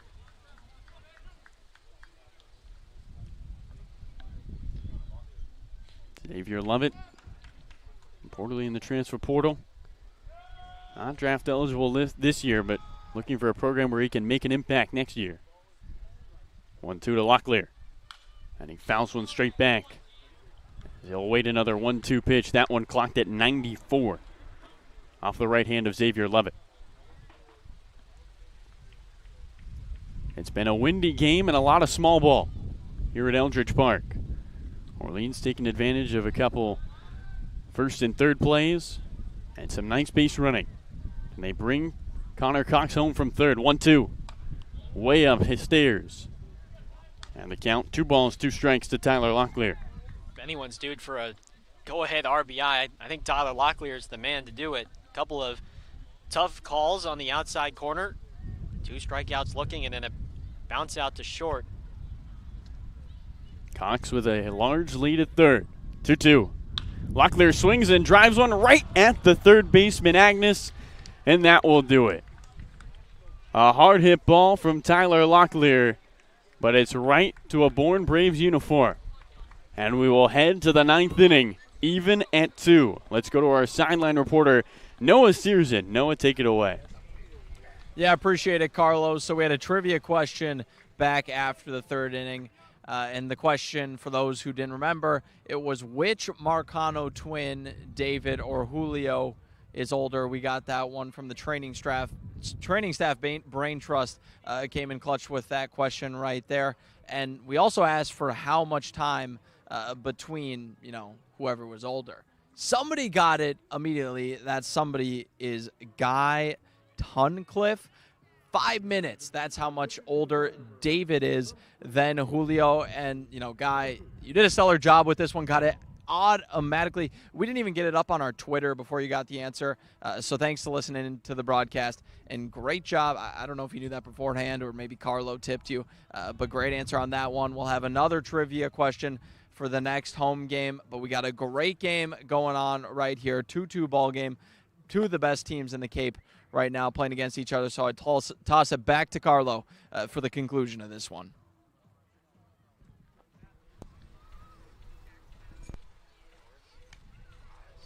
Thanks so much, Noah. Always appreciate it. And a trivia winner tonight, Gareth. We didn't stump him. Nope. And I mean, I got to say, you are a great study guide for those out there listening. You are the guy I want as a teacher. You are the guy I want when I'm taking my tests. And so great job out there to Guy, and thanks again for listening to our broadcast tonight. And, stay tuned for Saturday when the Firebirds take on Falmouth here at Eldridge Park, next home game for our next edition of Firebirds Trivia. Hey, you got to pay attention for the whole class if you want the answers to the test. You can't just pay attention at the end. You're very right. Very right. Sometimes the answer is in the beginning. So new pitcher on the mound for the Orleans Firebirds as we open up the top of the 9th inning. Orleans and Bourne even at 2. And it is Nick Hull, and he will face pinch hitter Joe Lampe, a left-handed batter out of Arizona State and former Prune Packer. Gareth, you've seen Joe a lot. Yeah, got a chance to talk to Joe before the game tonight. Nice to catch up. A couple of Prune Packers here on the Cape. And he's going to try and start this rally for Bourne. He's got great speed here. And if he can reach on, he's going to be a threat on the base paths. Cole looks in towards Lampe. Righty on lefty, the pitch. Lampe shows bunt, pulls it back. The count, 1 ball, no strikes. You mentioned that great speed, Gareth. Lampe at Santa Rosa Community College stole 17 bases in just 20 games in the shortened 2020 season. 1-0. And he bunts one down the right field line. A hard bunt, backhanded by the first baseman Marcano. The throw to first, not in time. Lampe beats it out. Hull had to sprint over. And the lightning speed of Joe Lampe puts the go-ahead run aboard in the top of the 9th. Well, Joe Lampe laid down a lot of bunts at Arizona State this season, and he laid down a perfect drag bunt along the first base side, and I think it caught the whole Orleans defense off guard. They were not expecting how fast Lampe got out of the box. And so he's at first. He's got great speed. one of the fastest guys in college baseball right now, and Harvey Shapiro is going to talk with the leadoff hitter Kyler Fedko, maybe to discuss whether they're trying to get Lampy over to second. Do they sacrifice here? We'll have to see. Yeah, Lampy has terrific speed. Did only steal 6 bases in 11 attempts at ASU, but a lot of that is because, in talking with Cole Bradley and Gareth Kwok, 2 of our guys on the media team who both went to Arizona State, oftentimes Lampy would get pitch out. And so it would be easy picking for the catcher because people know how fast he is. He takes a healthy lead at first. A leadoff man, Kyler Fedko, and the throw down to first and back with a head first slide is Lampy. Looks on. Fedko robbed of a home run by Jared McKenzie back in the 7th. Looked like it was going to be the difference in this ballgame. But the sophomore at a Baylor and left making a nice play. Here's Nick Holes, another throw to first. Lampy caught off the bag. They got him! Lampy started his secondary lead. Hole fired one down to first. Marcano applied the tag, and what a huge play by Orleans. There's one away, and the bases are cleared. In a tie game in the top of the 9th. Perfectly executed by Nick Hole and Julio Marcano. Lampy was certainly trying to get an extra step or two, and he was headed for second, but Nick Hole says not so fast. So Hole looks on towards Fedko, the pitch. And he swings and lines one into left. Jared McKenzie, the left fielder, going back with his back against the fence. He makes the catch. Fedko has hammered 2 baseballs into left field, and Jared McKenzie has been right there for both of them. And now 2 outs for Max Anderson. Orleans trying to guarantee at least a tie against the top team on the Cape in the Bourne Braves. Anderson 0 for 4 today. Opening offering. And the right-handed batter swings and flies one into left center. Center fielder Cox going back. McKenzie's going back. Cuts off Cox and makes the catch.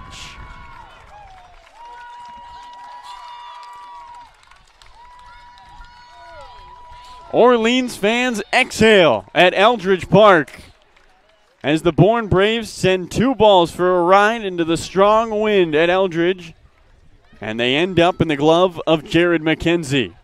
We'll at least have a tie. Can the Firebirds walk it off? Let's go to the bottom of the 9th here at Eldridge Park. Bourne and Orleans even at 2.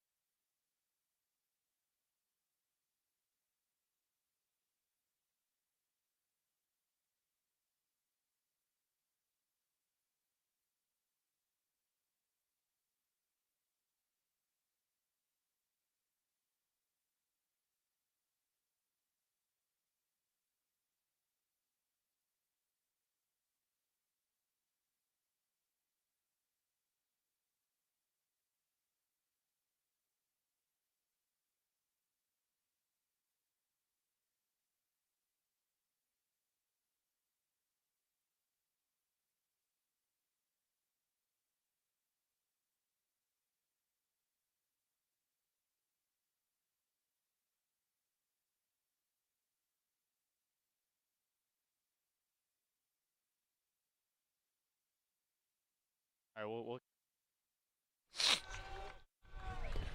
welcome back to the bottom of the 9th inning. Carlo Jimenez alongside my partner Gareth Kwok. Some defensive changes for the Bourne Braves.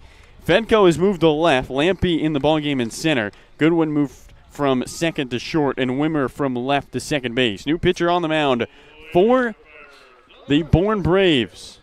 It is Eric Alder out of Wake Forest, and he'll face a left-handed batter, Jared McKenzie, to open things up. Firebirds looking for a run and a win against the best team on the Cape. Opening offering. Swing and a miss. Gareth, what do we know so far this season about the closer from Wake Forest, Eric Alder? Yeah, Eric Adler's been a nice job so far as the closer for the Braves. He was the closer at Wake Forest and racked up 7 saves for the Demon Deacons. He had a nice year as a second-year freshman. And here he is now for Bourne, trying to pitch a scoreless 9th here as, oh my goodness, we have the sprinklers on. The sprinklers have turned on here at Eldridge Park. That's not good because the game's not over. Well, now foul territory down that right field line is about to be very, very, very We got to get our camera out of there. Uh-oh. That's also a good point you make there. How can we turn these sprinklers off? Is our camera? Oh, are they coming down? No. Is our cameraman Mike Roper okay down the right field line? I hope Mike's all right. He's probably getting a little wet. Oh, he's not going to like this. Skipper Kelly Nicholson's out. Who's got the key to the sprinklers? Where's Sue Horton when you need her? Does she have the? Usually she has the keys to the lights. Looks like they're turning him off in the press box. It's just the 3 down the right field line. Now there may be an automatic time setting given that, although that shouldn't be the case. It's usually when we wrap up for a game, we're done by 10:30, 11, and then the sprinklers come on, but not right at the dot at 10. I'm not exactly sure what the solution is here and if anybody knows it. The hill is now soaked. Yeah, there are fans that have climbed up onto the hill to avoid getting wet. Have you ever seen this, Carlo Jimenez? I have not. Add it to the list. 0-0 tie, home run called back, and sprinklers in the bottom of the 9th. Adler still getting warm. Sprinklers still hot. Now the Orleans. Now would it be something if the whole sprinkler system went off and the whole infield got soaked? Now let's knock on wood. Assistant coach Jave Banfield's gonna hustle out. Maybe he's gonna try and find the key or try and find somebody to turn off these sprinklers right now. I mean, out of all times for them to go on, here comes our GM Sue. Skipper Kelly Nicholson talking to our head of PR, Jesse Frazier, who's now jogging over towards where Jay Banfield's jogging over. Looks like the bandstand is where we can find the keys to the sprinklers. Sue Horton talking to Skipper Kelly Nicholson. We can't play with them on. No. Now this would be, I mean, I wouldn't think that they would just call the game here, but I mean, if they can't find the keys, what do you do? Exactly, what do you do? I'm sure Kelly's not too happy about this happening at a very unopportune time.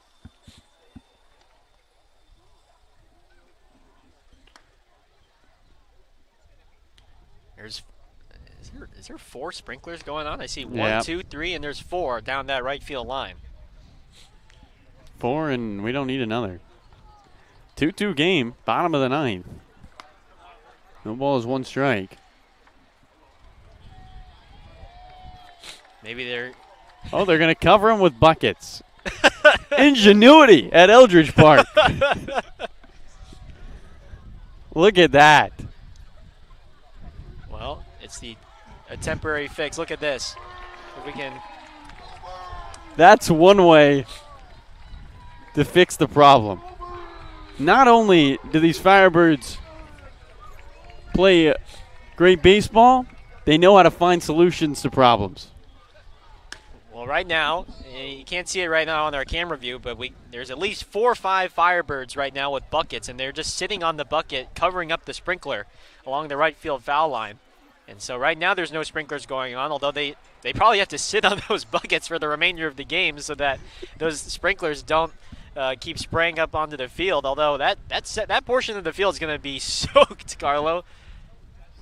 I think they're going to try and hopefully find a better way, maybe to just turn them off manually. But for now, we got 4 or 5 players with buckets, and they are sitting down on the sprinkler, and right now all the sprinklers have been covered up. Let's go to our sideline reporter, Noah Searson, in 1 second. He's going to see if we can get an update here.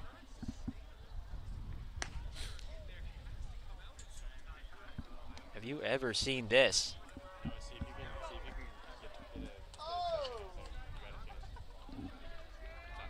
So instead, it looks like we are going to continue.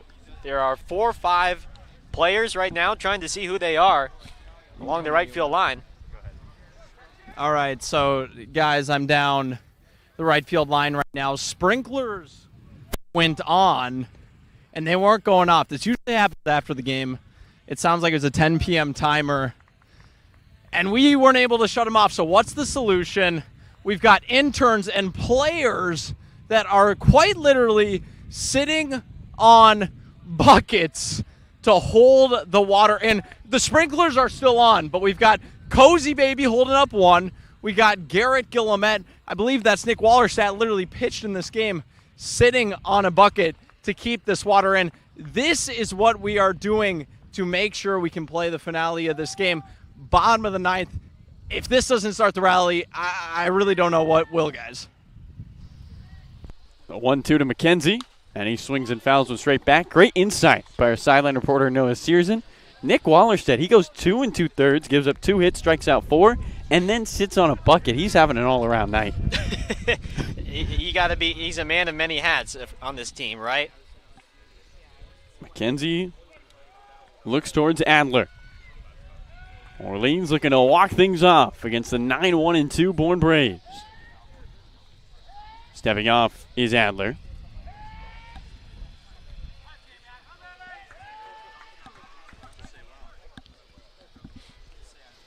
Jared McKenzie so far today reached on a single in the 2nd, on a fielder's choice in the 4th, and an error in the 6th. 1 for 3, 1-2. Swing and a miss, and down he goes. First strikeout for Adler to open up the bottom of the 9th. And up comes Julio Marcano with 1 out and the base is empty.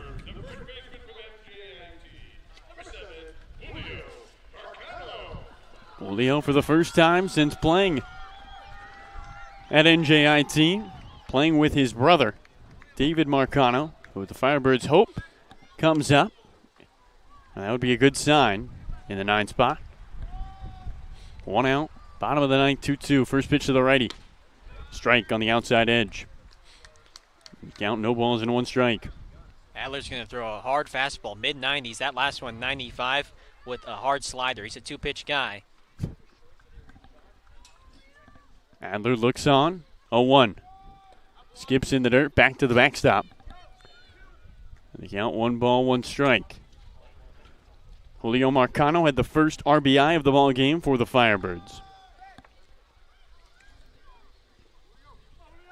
A fielder's choice ground out that scored Chase DeLauder from third base. Adler's 1-1. Swing and a miss. The count, a ball and 2 strikes. 93 on that one. Orleans and Bourne even at 2. 1 out in the bottom of the 9th. As Adler steps off. The Bourne Braves, who were undefeated until yesterday. And now the Firebirds trying to hand them their first losing streak of the season. 1-2. Off the outside. Good layoff by Marcano. And the count, 2 balls, 2 strikes.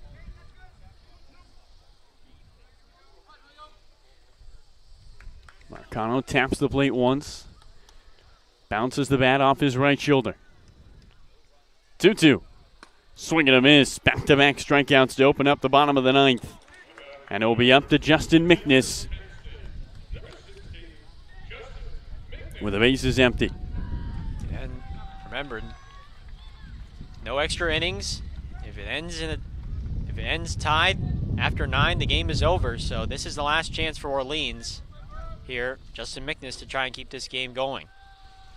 McNiss with a great eye. He's taken 8 walks in the short season with the Firebirds.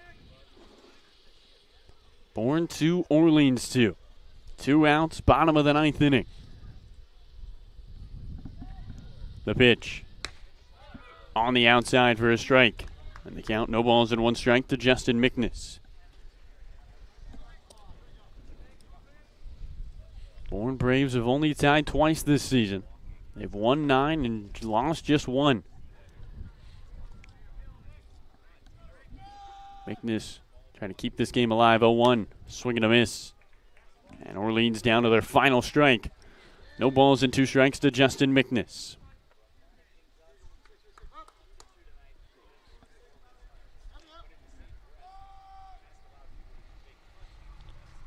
Adler sets.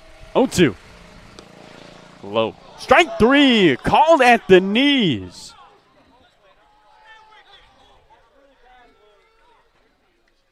And the Firebirds dugout can't believe it, and that's going to end the ball game. Igerbro, the third base coach, not happy. Kelly Nicholson doesn't agree. And that's how this one ends. The Firebirds tie the Bourne Braves, the hottest team to open up the season here at Eldridge Park. A pitcher's duel, and it ends even at 2. Firebirds unable to get the game-deciding run. And they will get set for an off day tomorrow. Well, Gareth Kwok's going to go try to grab Chase DeLauder for us to talk things over. Chase had quite the night for Orleans. Noah Searson will also try to find Dawson Nets. For the Firebirds, their second tie of the year, they are now 6-5-2. For the Bourne Braves, their third tie of the season, they are now 9-1-3. Orleans on the night left 4 runners on the base paths. Meanwhile, the Bourne Braves left 8 on the base paths. So the trend continues for Bourne, struggling leaving guys aboard. Their last 2 games make it a total of 18. The Sprinklers back in action down the right field line. Noah Searson standing by with Dawson Nets. Noah, go ahead and take it away.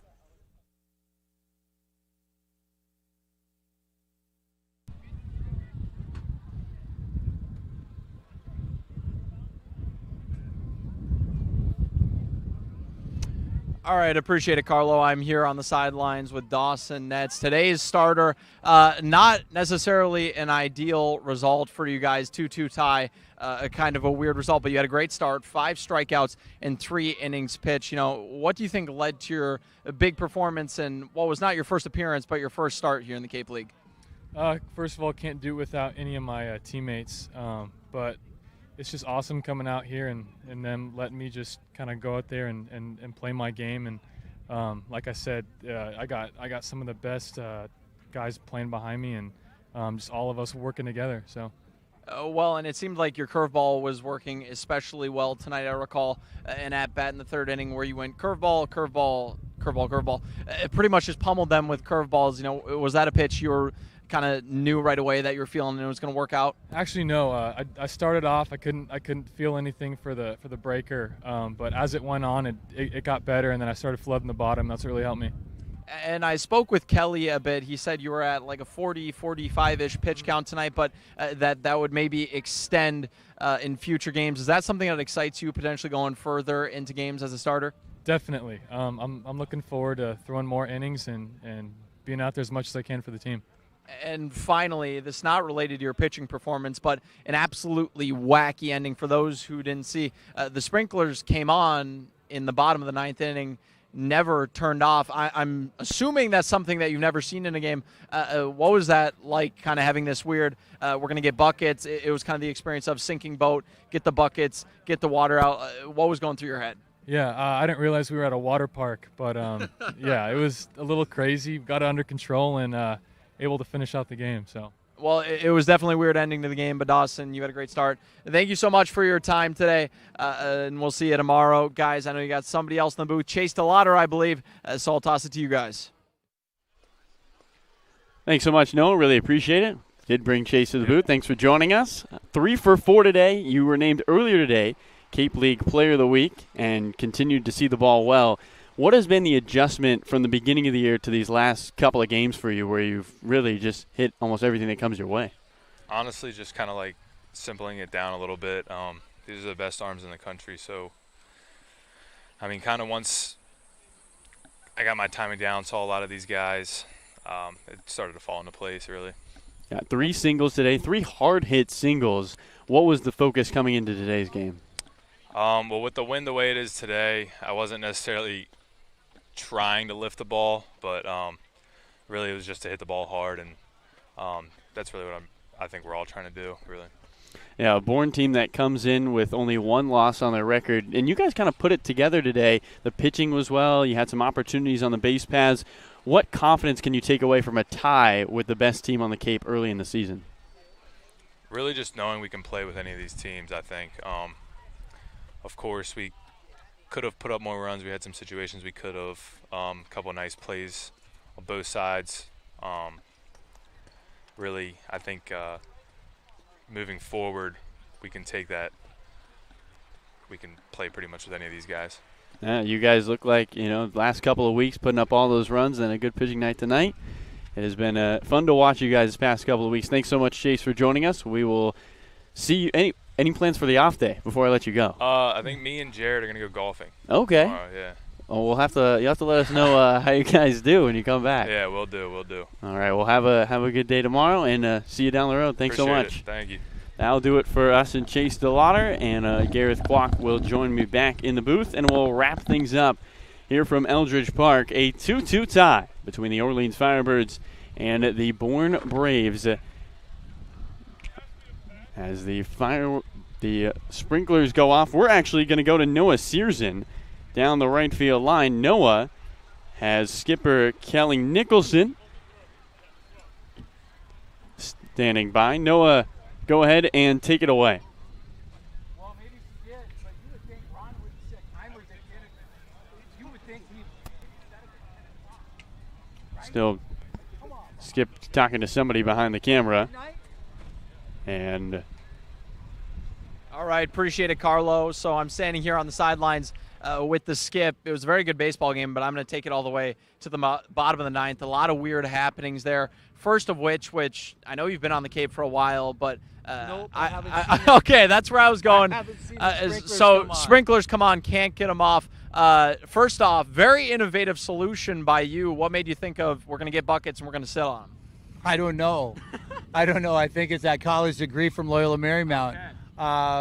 It just seemed like the simplest, quickest thing to do, and cover them with buckets. Somebody said it. I don't think it was my idea, but somebody said it in the dugout, and let's get some buckets. We had a bunch of buckets in the clubhouse and put them over the sprinklers and sit on them, and it worked. Yeah, exactly. It worked out, allowed you guys to play in the bottom of the 9th. Seemed like you're maybe picking up a bit of momentum, but Mickness gets called out on a questionable strike call, maybe another one at the beginning of the game. That was a terrible call, and that was his second terrible call tonight. He missed 2 of those. But anyhow, that's going to happen. You just have to. It's a shame that was the third strike and the last out of the game, but that was awful. well, and tough way to lose, but Cape League got to turn it around quickly. It's a weird game, and like I said, had a weird ending. How do you make sure that your guys are refocused on the good things from the game, taking it into the off day, and then eventually a matchup on Thursday? Yeah, there were some good things we did tonight. Our pitching staff had 12 strikeouts and only walked a guy, and they ran some good arms out there. And hey, that's a good team over there. What are they, 9-1 and a tie, I think, and we went punch for punch with them. So I was proud of our guys tonight. They did a nice job. 2-2 tie. Definitely still did a lot of great things, though. Skip, thank you so much for your time. Enjoy the off day and see you on Thursday. Guys, back to you guys in the booth. Thanks so much, Noah. Really appreciate it. And me and Gareth Kwok are going to wrap things up. An odd one that included a water park, according to Dawson Nets, an Orleans Firebirds staff that had their best outing of the season so far, and a home run robbery by Jared McKenzie. Gareth, what more can you ask for except a win here on this Tuesday night? Yeah, certainly a win would have been nice to kind of keep that momentum going, and they really did play well tonight. I mean, the bullpen did a very nice job. When you take away the 2 runs for Bourne on the 2-run triple by Zach Agnes, I mean, the rest of the way, it's 8 scoreless. And so after that, the bullpen did a nice job. Only trouble was by Michael Polk, but the guys beforehand, Dawson Nets had a great job, 3 scoreless with 5 strikeouts. Nick Wallerstedt, I think, was a nice surprise. He was coming in with the 2 2/3 scoreless innings. They gave him a little bit more leash tonight, and he did a very nice job. Zach Morris did his thing. Nick Hull, they kind of got away with some solid contact and some guys on base, but hey, they worked their way out of trouble. You got to give them credit, and they tamed these Bourne bats tonight, coming in the hottest team on the Cape, the best team on the Cape, and they tied. I mean, that's probably what we should have expected heading into this one. 2 of the best teams on the Cape, and it's a draw. But for Orleans, it's an encouraging sign, as Kelly Nicholson talked about, and should be a fun game on Thursday, Friday, Saturday, when Orleans goes on the road to Hyannis. Now we go on the road for a little bit. They'll take on Hyannis before going on the road against Brewster for another rematch, and then back home against Falmouth on Saturday. So a couple of new teams at Orleans, a couple new venues and teams that Orleans is going to be facing here these next couple of days, but it should be a good one. Well, we will have to wait till July 23rd for round 2 between Bourne and Orleans, and round 1 ends in a draw. A 2-2 tie at Eldridge Park. For Carlo Jimenez and my partner Gareth Kwok saying so long. We will see you after our off day and on Thursday at Hyannis. One more time, the final score from Miss Eldridge, Orleans 2, Bourne 2. Have a good night.